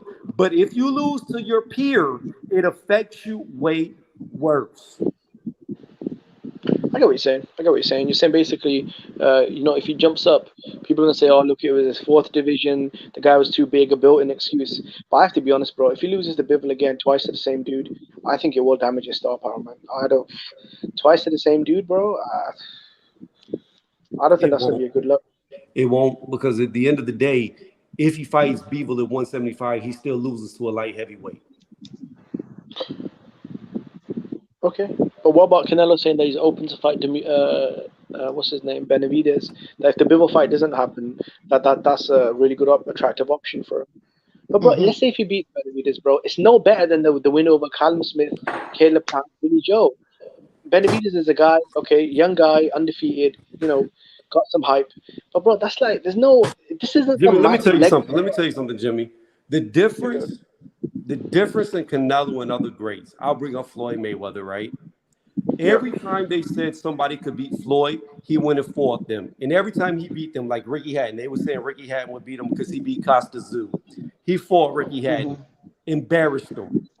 Then they go on to the next one. I remember when they were saying Gotti would beat Mayweather, that he was scared of Gotti. He goes in there and Hmm. embarrasses him. That's the difference. Yeah. Every time they were saying that this guy is the best. No, hold on, let me finish, Jimmy. Every like Castillo, Castillo, no, not Castillo. Yeah, no, Castillo was not Castillo. Who am I thinking of? Corrales. Corrales, yes. They were saying that Corrales was going to kill Mayweather. That Hmm. they believe he was going to kill him. He gets in there and dominates him. The Yep. difference here is this. When somebody told Mayweather that he would lose to them, he would fight them. Not because Okay. it was a no, not because this particular person was better than that other person. It's because the people perceive this dude to be the best of the weight class. And he beat like 24, 25 champions to prove that nobody was better than him. That's the Hmm. difference in Canelo and Mayweather. In fact, being that we're on those two, they said Canelo was going to beat Mayweather, that Canelo was the next coming of Mayweather, that he was going to take over. Hmm. And Mayweather said, cool, I might be old, but I'll go ahead and fight him. And he embarrassed him too. Hmm. But here's the difference, though. Mayweather, Jimmy, doesn't have an Andrade that people could Yes, he say that does, he bro. Yes, ducked and no, died. come on, bro. You don't hear people Who? bring up Paul Williams, Margarito, Costa Zoo, Wait a Pacquiao minute, time out, 5 years. time out, time out, time out, time out. So you're gonna bring up Margarito. You talking about the guy who loaded his gloves? We didn't know that back then, though, did we? No one knew that back then, and But we they know it found out. now. Oh, no. Oh, that's what I'm Around the People in the same time. No, industry knew wait, it. time out, pause. Cotto went on to fight Margarito instead of Mayweather. Cotto did that. But we found out right around the same time that Mayweather would have been fighting Margarito that he was a cheat. So it's all within bro. the same time span.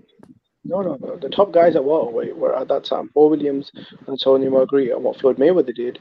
He went lightweight hunting against guys like Ricky Hatton and one Manuel Marquez. Ricky Hatton was not a welterweight, bro. He was a dude fighting at No, no, no, no, no, 140. no, no. Listen to me. The reason why Mayweather fought Ricky Hatton was because people like you just said Oh, claim come that on. he. No, let me finish because you made this statement. You just made this statement. You said he Right. ducked Costa Zoo. Well, Ricky Hatton completely annihilated Costa Zoo. He Hmm. destroyed him. So What when was that happened, hold on, Jimmy, let me finish. In fact, Costa Zoo retired from boxing after he lost to Ricky Hatton. It was so bad. Then, Hmm. you know what? Mayweather came out and said, you know what, y'all, like you just said, Jimmy, y'all think I was ducking and dodging Costa Zoo? I'm gonna fight the guy who knocked him out, who beat him. And guess what he did to Ricky? He knocked him out. Yeah. you know what's funny? It's funny though. So he beat Oscar De La Hoya for the 154 title, right? He was a super welterweight champion. And his next fight was against the super lightweight champion in Ricky Hatton. So he won the title at 54, and then his next fight, he fought a dude coming up from 140. Like, come on, Hmm. bro. He should have Okay, fought the Jimmy, top Jimmy, welterweight. Jimmy, check this out. Let me do you one better. You know what the difference in Mayweather and Canelo is?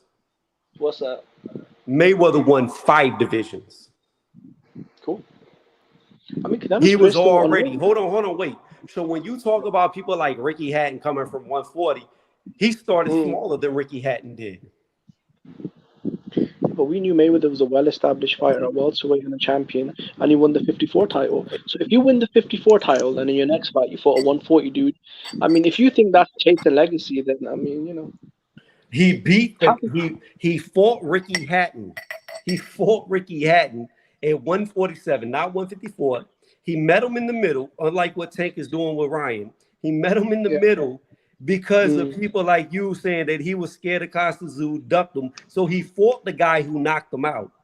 Okay, bro. Instead of fighting Toro Gotti, he should have fought Costa Zoo, bro. That's what No, people no, were no, no, no, saying. no, no, no, no. This is what you. There are interviews. Literally, is it Jim Lamprey? Yeah, where he's in the Mm-hmm. ring and he's over there pressing Mayweather like you're scared of Gotti. You won't fight Gotti right after he Bro, beat somebody. So he went in there and fought Gotti because that's what people were bro, saying that Gotti was the best one because of the Mickey Ward fights, which they were both not great technical boxers. bro. Like, God bless his soul, bro. But come on, bro. Toro Gotti's a club fighter, bro. You're literally talking about someone Jimmy, like go on Marcus. YouTube. Go on YouTube, and you can And you see the better put some multiple respect interviews. on Gotti's name. You can see multiple interviews where he's being pressed about fighting Gotti, so he does it. Bro, come on, that's Mm-hmm. not. Look, Arturo Gotti's lost about 30 fights. That's not really. I mean, Oscar De La Hoya knocked him out cold 10 years before Mayweather fought him. Like, Mm-hmm. I get what you're saying. Look, Mayweather has a great career, Hall of Fame career, right? But a lot of Mm-hmm. people say The instead of point of fighting Andre Berto, though, Jimmy, is still going over your he should head. have fought. No, what I'm saying is instead of fighting Andre Berto, fucking Robert Guerrero, keep rematching Maidana, he should have fought guys like Keith Thurman, Sean Porter, Kell Brook. A Are we lot of people serious? brought that up, bro. How old was Mayweather when he fought Andre Berto? How old was he? Oh, at the end Uh, of his career. At the okay, I very give end you of his that. career. I can't remember. What is he, 35, 38, 36? 38. Oh, he was that old? Yep. Yeah, he was. So Oh, you okay. criticize Tank for dragging Ryan down. Do you criticize Mayweather for dragging Canelo Alvarez down to a catchweight after fighting Oscar and Cotto at the 454? Yeah, I've made video. Well, I But don't you even know know what if it's makes all still that on yet. irrelevant? I've Ryan never and like, right. hold on, Jimmy. I've never liked catch weights. I've never liked rehydration clothes. And in fact, No. the bullshit that Canelo does, I blame on Mayweather because when Mayweather did it to him, he did it to everybody else. Mayweather was it? Who was the favorite heading into that fight? Was it Canelo or Mayweather? There was But I a mean, lot of people believing Canelo would beat him. no, no, Okay, no, so no. when Canelo went into the Jimmy, Golovkin fight, Jimmy, here's the Jimmy, difference. hold on. Canelo was the underdog. Fuck's Big sake. difference. Go ahead, AJ. No, I'm saying what makes all that irrelevant is that like even though recorded like they agreed to the fight still, they could have said no. No, I'm talking about the weight drainage, right? So No, I maybe know. like I a lot mean, of but people. I mean, I'm criticizing it too, but ultimately it's like it's irrelevant because those fighters still agreed to the fight anyway. They could have been like, nope, sorry, not doing it. It's at 160 or Mm-hmm. whatever. The fight doesn't happen. So No, I agree with you, bro. At the end of the day, when you sign the contract, Jimmy, but Jimmy, we have to hold fighters accountable, right? Jimmy, You can't be a gangster and then look for Jimmy, safety jackets, right? Jimmy. I ain't holding Hold on, nobody pause. No, shit. no, I like this. I like this. Let's stay with it. Jimmy, what weight class did Canelo fight at when he was a super welterweight? Uh, what weight class did he fight at? He fought Mayweather at 52. He fought Austin No, Trout at 54. no. After I know where Mayweather, you're After the going. Mayweather, After Mayweather, Jimmy, what did yeah, he do at that weight class? Where did he fight? Hmm. 155. Oh, I'm sorry. It was Canelo 150. weight. Well, hold on. What is the Mm. maximum weight for that weight class? 154. Okay, so what you're telling me, Jimmy, is he created his own weight class. Not really, bro. There were non-title Not fights really. against. Hold on, pause. So did he fight at 154 and under, or did he fight over 154? No, he fought at 154 again when he fought Liam Smith for the WBO world No. title. The majority of his fights was at what weight? Bro, come on, he had 4 fights, bro. Come on. Jimmy, why are you making excuses? You claim that I make excuses when I bash and I do this. I'm asking you simple questions. I just want a truthful answer. What was Yeah, the he weight fought. class he Yeah, fought at? he fought at 155 for a few fights. Yeah, he did. Yeah. Yeah, he took it at 155. But what weight class is that? Does that exist? That is yeah, not it's under a existence. combination of super welterweight and light middleweight. But who do you drain Jimmy, though? Who do you some weight of drain? his really good wins was at his own creator class. So let's not get into that. No, but he didn't drain anyone though, did he, Tony? He didn't weight drain Arizlandi Lara. Arizlandi Lara and guys like Curtin. No, no, Courtney was the he one. didn't weight drain them. He just Yeah. fought them bigger than they should be. Come on, 1 pound in non-title fights, right? The only issue I had was when he fought Miguel Cotto. So wait, But Jimmy. If it's wild 1 pound, then why couldn't he lose wild 1 pound? he did though when he fought Liam Smith for the WBO belt. He doing one fight. Why couldn't he do all the other ones at wild 1 pound? They weren't title fights, bro. Oh my gosh. This is ridiculous. You see what I'm saying? Like you can't even say like. But Tony, like I just want to add. Let me add one thing about David Benavidez. Well, I mean, I'm giving you Like, guys receipts. You hold guys, on. I'm talking. Go ahead, bro. All right, I just want to add one thing about David Benavidez. Like I want Canelo to fight him. I do. After John Ryder, if he gets past him, I like him to take that fight in the fall. But the thing that complicates it is this: his dad said David signed a deal where they got opponents lined up, and none of them is Canelo. So that throws a spanner. That throws a spanner in the works. Now, if Canelo was on his shit, I want to be like, all right, you want the fight? You know what you got to do? You got to come and see me in the zone. You gonna do it or not? Then balls in David's court. That's what I want to happen. Tony, how about you? I don't care as long as the fight happens. To be honest with you. I mean, would you agree that David needs to go where Canelo is? Or yeah, I'm fine with that. I don't like. At the end of the day, when you're the A side and the B side wants to fight you, the B's got to appease you. They got to do what you ask for. So if Canelo wants to win the zone, then bring his ass to the zone. But the thing about Canelo is he's a free agent. No, I mean, yeah. I mean, but he works with but he's I don't know if I don't know what kind of deal he's got, but I think he works with Matchroom on a 5-by-5 basis, right? Well, he was working with the PBC too.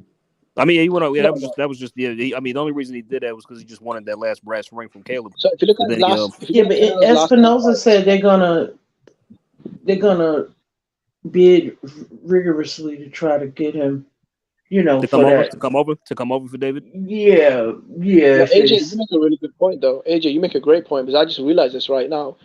Over the last 5 years, since leaving HBO in 2018, it's about 5 years, right? Give or take. Once you count the John Ryder fight, which will happen on the zone, right? Yeah. Over the last 5 years, that's half a decade, right? Canelo has exclusively fought on the zone outside of one fight, which was Caleb Plant, right? Yep. And even then, we know that fight was a lot of turmoil. Yeah, but Jimmy. September to November, he likes fighting on the zone. His last 9 out of 10 fights have been on the zone, and he's got the record. Right, but Jimmy, you got to keep this in mind. Yeah. He was also in a contract with Golden Boy. Yep. So since leaving Golden Boy, he has stepped out for Plant, so he can do it again. So I mean, why would he have to do anything though? Well, what did Caleb Plant have though? He had the belt to leverage a position. I Jimmy, you're not listening to what I'm saying. He's going for who's ever gonna pay him the most money. Point blank. Exactly. That's all it is. So if I were him, I'd weigh my options and weigh. Okay, so exactly. Will I make more money on the zone or Showtime? Where am I going to go with where I'm going to get paid more? Well, I mean, that's where we should fight. Since leaving Golden Boy, right? Which he did leave Golden Boy. What did he do? He signed multi-fight agreements with the zone. Whenever PBC offered him a multi-fight deal, he turned it down, right? So when he left Golden Boy, Steven Espinosa said, look, we offered him a massive deal. So did Eddie Hearn. For whatever reason, he likes working with Eddie Hearn. I mean, same way Tank loves working with Heyman. The same way Deontay Wilder loves working with Heyman. The thing is Steven going to pay him more to come over there for David? That's the thing. I have no idea, bro. I don't think. I mean, look, Canelo's the highest paid athlete in the sport, right? That's what I'm saying. So they already broke the bank once to pay him for Caleb. I don't think they want to do it again. If I'm being honest. Yes, they are. He said Espinosa. Yeah, he said they would rigorously, we'll see. Try to get him. Maybe it's not about money though, because Canelo has a co-promotional deal with the zone, right? So a lot of his fighters in Mexico, they fight. I don't know what kind of deal he's got with the zone, because I know a lot of his fighters that he's got in Mexico. Him and Eddie Reynoso, the zone carry those cards in Mexico. So I don't know what kind of co-promotional deal he's got with the zone. Whatever he's got with the zone, maybe it works for him. I just want to change this up real fast, Kelvin. I see you talking all that nonsense in the chat, and I just want you to know this: Benavidez tried to fight Morrell on 2 different occasions, and Morrell turned it down and said he didn't want to fight him. Just so you know. And Morrell's coach came out and said that they thought Benavidez was better than him.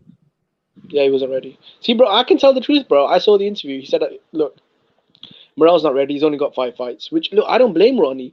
Ronnie Davis is a smart coach. The kid's got, 7 fights. He's not ready for someone like a Benavidez. As far as talent, who would I pick to win? I mean, that's like a 50-50 fight to me, to be honest. I don't really know. Yeah, I'd edge. Well, both names of David. I'd edge Benavidez. Yeah, I have to be honest, Tony. As soon as Canelo whoops Benavidez, you're just gonna say he's Declan Morale. Like, come on, bro. You're one of those guys, right? Be honest. Tony. Tony went quiet, bro. Like, come on, bro. He didn't fight the top guy at 154, bro. He fought Floyd Mayweather, Tony. Erislandy Lara, and Miguel Cotto. Come on, man.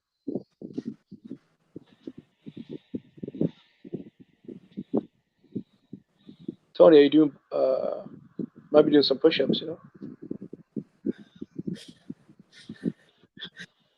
Why I Where you go, walk man? away? Hold on. Why I walk away and I come back and I hear Tony, you go away to do some push-ups? No, I thought you were working out, bro. I don't know, bro.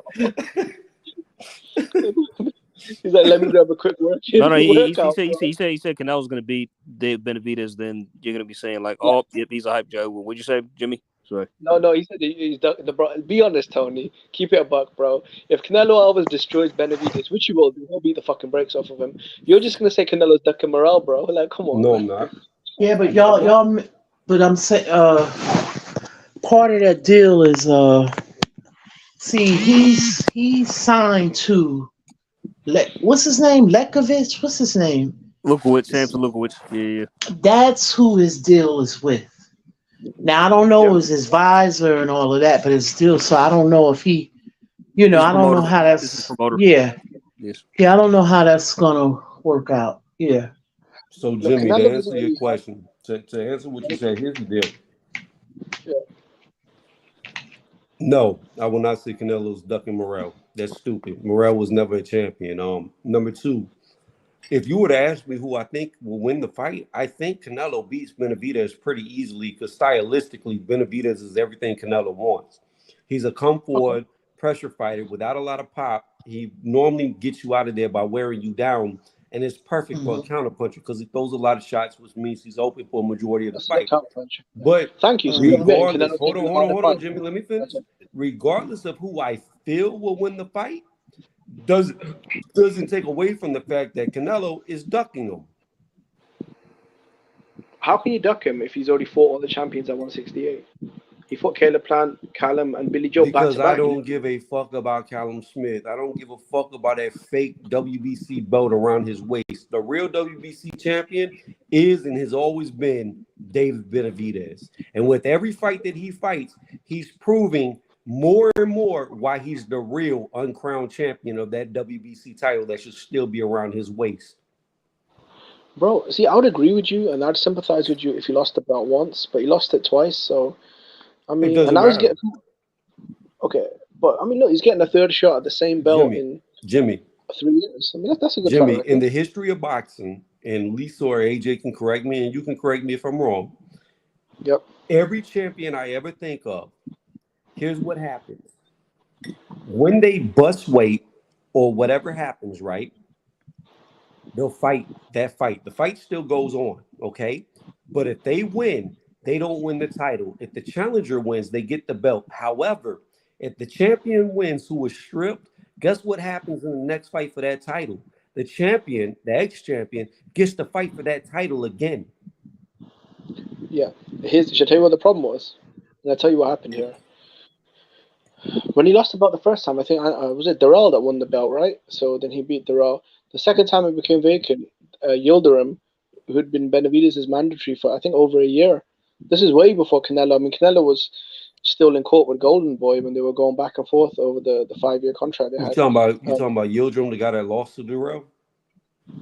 The guy that was robbed against Darrell. That's why they ordered Mm-hmm. the fight again. Look, I don't even rate Yildirim, but he was the mandatory, bro. That's the WBC's fault, bro. No one wanted to see that fight. Did Yildirim win? Because you said this earlier, and I'm gonna use your words against you. What does the history But book say? yeah, you're right, 100%, No, bro. Like I said, that was so look. Here's the thing, Jimmy. yeah, I yeah. can keep the same thought process and energy with all my comments, but your opinions sway when it fits your narrative. So Well, I if mean, you no, Jimmy, let me finish. If we have Good. to respect the history books by what Yep. your mentality is, then respect the Mm. history books. Darrell whooped that ass. Okay, cool. He won the fight, but here's the problem though. He was still the mandatory. I don't agree with it though, Tony. I mean, come on, no one gives a fuck about Yildirim. That's a guy Eubank Jr. iced in what 2 rounds when he was undefeated like 5 years ago when he was in his prime, right? He So made I Chris don't. look like Chris look like he was Roy Jones Jr. in that fight. Roy Mm-hmm. Jones. Mm-hmm. You can make an argument that Chris actually did a better job clinically than Canelo did, bro. He did. He knocked him out. Yeah. So here's the problem though, Tony. He was already Benavidez' mandatory contender a year before Canelo moved into the division, right? So when the belt became vacant, Yildirim had first shot. Canelo Alvarez agreed with Yildirim. Let me let the WBC put the belt on the line when me and Callum are fighting, and then you'll get Hey the first Jimmy, crack at the winner. Jimmy, do you see a Yeah. problem with what you just said? What's up? Canelo said, "Let the Yeah. belt be on the line." Who the fuck is Canelo to dictate what belts are on the line? Well, he was like I said to you, bro, earlier on in the stream. As the franchise champion, he's got the power to fight for any vacant Yeah, yeah, title. he does. He does. He has Yeah. the power to fight for any title, but that doesn't mean he Yeah. gets to pick who he fights for a vacated title. No, no, no. But the problem was No, that no, no, no, Yildirim no. That is the was the problem. mandatory. He got to, like No, you no. just said, your own words. I'm using your Yeah. words. What you said. Let the Good. title be up for grabs against Smith.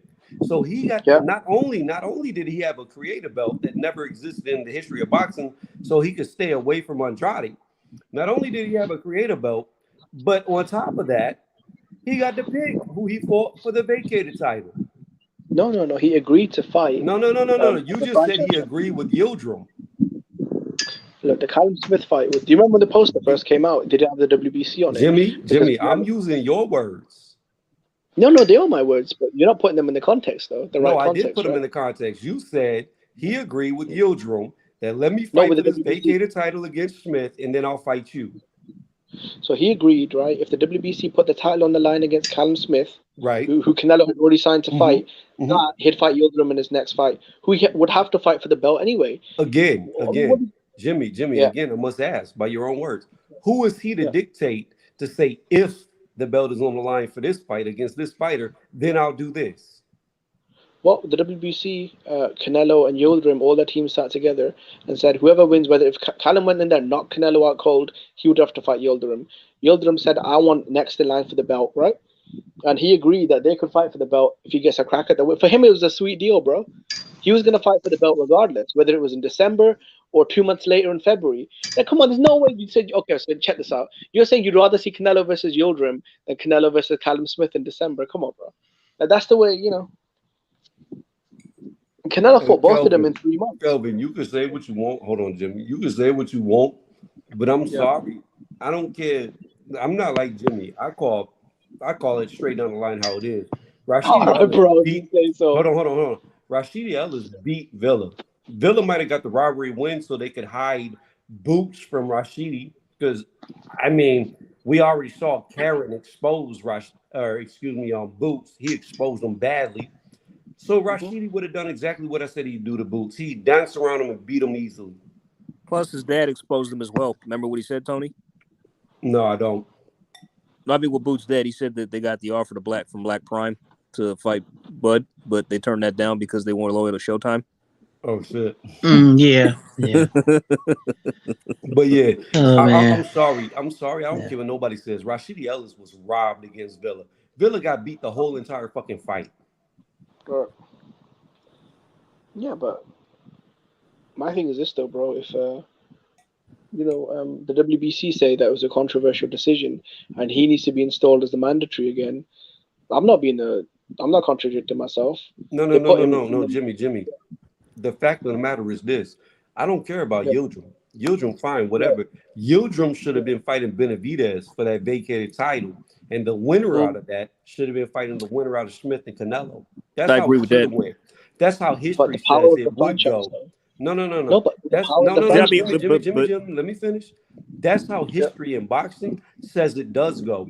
When the champion busts weight, they were allowed to fight for the title again in a vacated match against whoever the number one guy is of that sanctioning body, which would have been Yildirim. So Yildirim and Benavidez should have fought. But instead, like you said out your mouth, Canelo's like, no. I'll fight Yildirim if you put the title up. against Smith. Well, they actually offered it to Canelo. They said, as a franchise champion, would you like to fight for our vacant title? And Canelo said, cool. And he said that, well, the stipulation is Avni Yildirim is the number one contender. It wasn't even Benavidez. It was Yildirim. I mean, Okay. but Jimmy also neglecting the fact that Mauricio Solomon probably, he lives to kiss Canelo's ass. So I agree, bro. But I mean, look, at the end of the day, bro, as a franchise champion, you've got the power to fight for any vacant title. Yildirim was the number one contender. He fought him, bro. I mean, he got the belt, bro. I mean, look, Okay, you gotta Jimmy. blame So David. That let's dude's just say top of that, the sugar donuts now. Jimmy. Yeah. Let's just say that then. Did Canelo fight Yildirim for the title? No, he fought Callum Smith for the title. Right. So how did Callum Smith end up in the vacated match? Well, Callum Smith at that time was ranked, I guess, number one in the division. No. And as Look. franchise We're champion. talking about the WBC. So I think Callum Smith had So the diamond title. Right? if anything, going by your logic and what you're saying, even though Canelo eventually fought him, he should have fought Yildirim for the vacated match and not Smith. The bottom line I is agree with you, bro. the belt should not have been on the line against Smith, period. But bro, here's the problem though. He fought both of those dudes in the span of 3 months. So whatever issues, they cleared it up, right? No, He fought, because it's still bullshit the way it went around. The end of the day, that belt should have been between Benavidez and Yildirim, and we all know Benavidez would have destroyed him, and then Canelo would have fought Benavidez. But instead, like you said out your mouth, Canelo dictated the terms and said who he would fight for. oh, he's gone. I mean, I don't understand that. Like, when has a fighter ever been able to dictate who they fight for a vacated belt?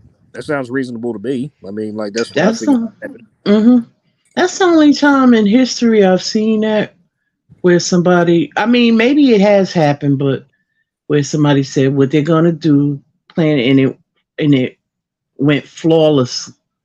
The whole execution of the plan, especially with Undisputed in the 4-belt era, that's so hard to attain. You know what I mean? It is. Yeah. But It'd be a lot easier. It'd be a lot easier if they just got rid of the WBC and made the what's the other belt? Is it the IBO? The IBO belt? What was the other one AJ had? The IBO. That's the one they need to make the IBO a real belt and get rid of the WBC. I think they all need to go. Just have one belt. Exactly. That'll force a lot more people to fight each other. Not even that. Fuck it. Just fight for lineal or whatever. Get rid of all that shit. It's corruption. I don't understand why fighters remain undisputed champions and pay all them sanctioning fees. Because if I won all 4 belts, my next fight, there'd be no belts on the line. You want to be the best, you got to beat me. Everybody knows I'm the best, but I'm vacating all them titles. I'm not paying no more sanctioning fees. Yep. Right. Bud did that as soon as he became undisputed, 140. Yeah. Then he moved up. Yeah. Yes. It's not easy. I just want y'all to know this was supposed to be a 30-minute stream, and it's 2 hours and 30 minutes later. Oh, wow. Yeah. I mean, it was because Jimmy. I mean, like you, Tony, you should rename this live. Jimmy, let me finish.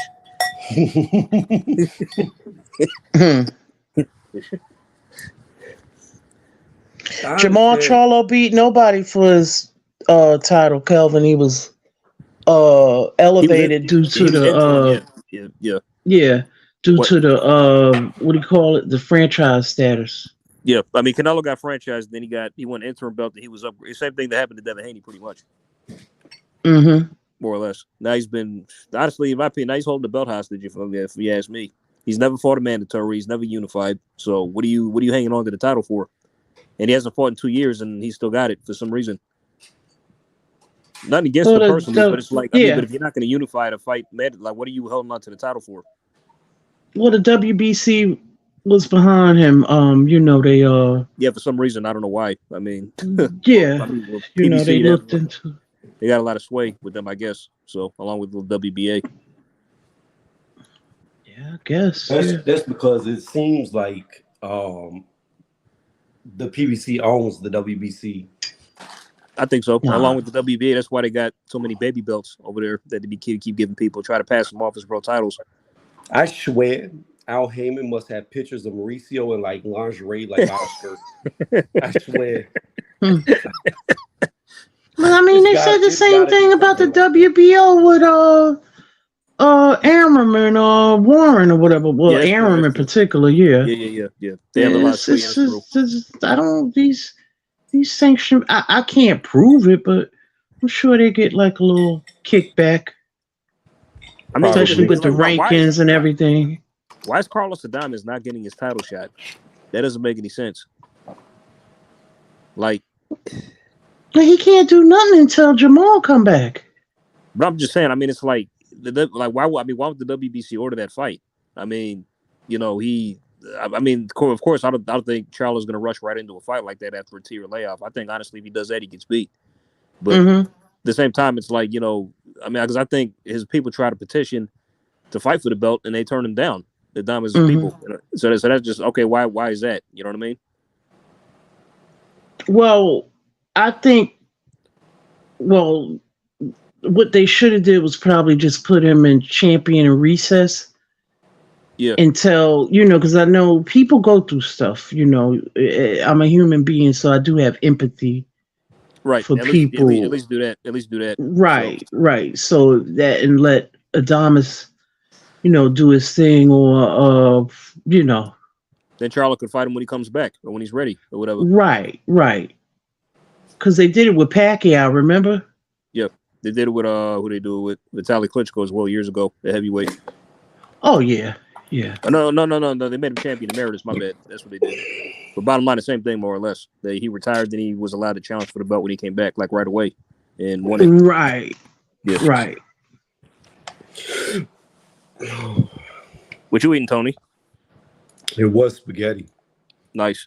Meatballs or Nah, just ground beef nice. and noodles. Mm-hmm.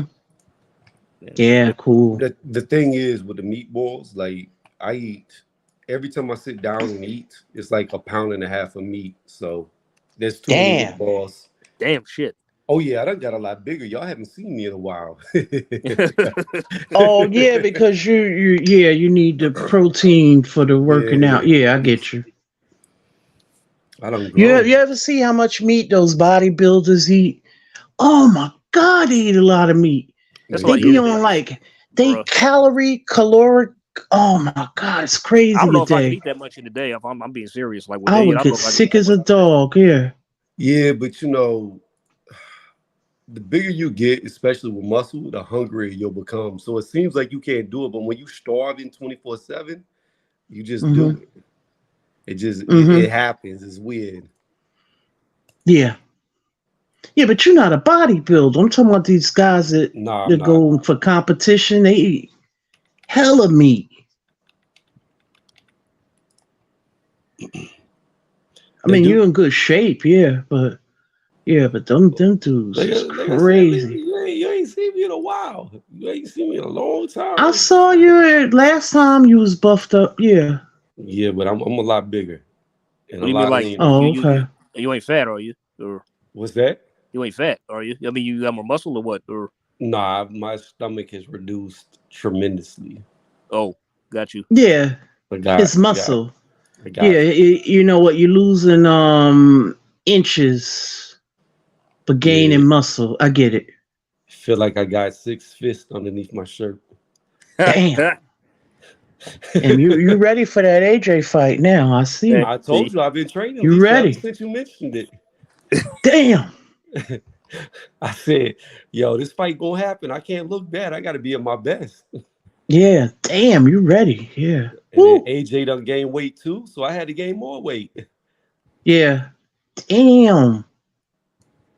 But that's what Tony. You right. I think that's with Joe Joyce. I didn't see the his punch resistance wasn't the same this weekend.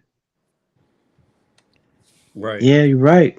because in the was in the first, I think the second round that Zhang rocked him bad and almost dropped his ass. Yeah. Like that would he didn't go down, but he came close to going down. Yeah, he kept pushing him back, and I'm like, he don't look as strong. He even looked like you could visibly see that he was a smaller man in the ring, and Because, you know, when they was doing the weigh-in, you could see like a little six-pack coming in, Joe. And I'm gonna mute my. I'm gonna mute another myself real thing. fast. I'm gonna mute myself real Oh, fast. I'll make a phone call, but I'll For be sure, right Tony. back. okay. All right. Okay. And another thing I saw, somebody had mentioned they brought up Ishmael Salas, right? And they were saying, what's up with his fighters? Because they mentioned Joe Joyce and Eudenis Ugas, right? Yep. Like, how come they can't fight Southpaws? But I know Ishmael Salas has probably worked with a lot of Southpaws. Come on, he's Cuban.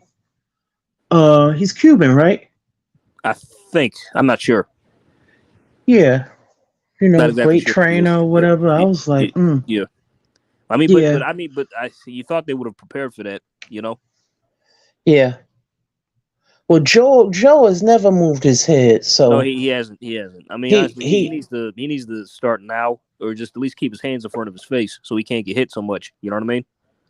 right. And I don't know if maybe too old to teach him the cross arm defense, kind of like how George Foreman did. That would have been perfect for him. Oh, I agree with that, 100%. Yeah, yeah. I mean, if he used that, he could use that to greater. Because honestly, I know Dillion's not a master at it, but he actually did, he made good use of it in the Franklin fight. I liked how like he was pretty good using it, honestly. Yeah, he sure was. Because Yeah, he blocked a lot of punches from Jermaine, like we were using the guard. So yeah, he did. People were saying Dylan looked, but I'm not saying it was like like his you best know, showing, but it's he's still right, competent enough. He still looked decent. I mean, he wasn't right, he wasn't like absolute shit. I mean, it wasn't the best we've ever right, seen him. Of course, I mean, it was a lot better than the Fury performance. I'll tell you that. So right. But Dylan White has always been vulnerable. He's yeah, never been like that. he's been limited. He's never been a flawless fighter. Come on. Yeah. So I just take him for what he is. You know, like sometimes the fans can be so hard on these performances, but I just think you gotta look at who the fighter is too. You know, you're not gonna get no flawless. I don't expect no flawless performance from Joe Joyce like Mayweather versus Corrales.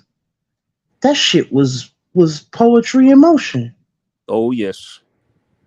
You know what I mean? Mm-hmm. I mean, but I get it. They're not heavyweights, or I'm trying to think of a heavyweight fight that was just like, yeah, but the heavyweights are different. You know, I didn't expect that to be like a Holyfield and Riddick Bowe, but them even though with them that was skills, the first fight, Yep. some of the best heavyweight skills, you know, put on display, but they was getting touched up. There was. Yeah. Going back, I'm surprised nobody was knocked out in that fight, man. That was insane. That fight ruined that trilogy. Bo was never the same after Yeah, that. yeah. It took its toll on him. It did. Yeah. Yeah. So, I mean, it was evident in the Galata fights because he wasn't the same. Yeah. And you know what? I was just looking at Dylan White, right? He was over on, I think it was IFL the other day, you know, talking his shit. He said he wanted to fight with Joe?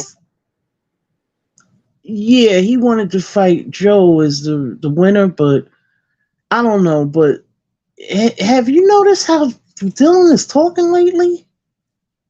We mean like how? He Like sounds just, a little punchy to me. Yeah, He he's sounds a stuttering real little bad. punchy to me. I gotta watch that. I haven't heard. Yeah. Noticed. Okay. Nah, Well, he yeah. talk out the side of his mouth like that, but he sounded a little punchy. Was it just me, or I thought I was bugging out? No, I noticed that too, Lisa. Like he's been stuttering a lot and not getting sentences out. Yeah, I felt bad watching that because at the end of the day, I'm a fan of boxing, you know, and I'm also a proponent for the health of boxers, and you know, it's just sad seeing that. Hey, but y'all, I'm gonna go to bed. I still gotta take a shower and get up early in the morning. I know AJ, it's early for you. You 3 hours Yep. back. A little after Yeah, 9. yeah, AJ, yeah, he in the beautiful time zone there. Yeah. Yeah. But y'all have a good night. Appreciate y'all coming on. I don't know when I'll go live again, but Mm-hmm. yeah. For sure, Tony. Well, you know, we always here. Yeah, Yeah. you got. If I got time, I'll jump on, man. You know what it is. So, All right. Y'all have a good night. all right, night, Joe. All right, you too. Thanks for having me, Tony. Be in touch with this too.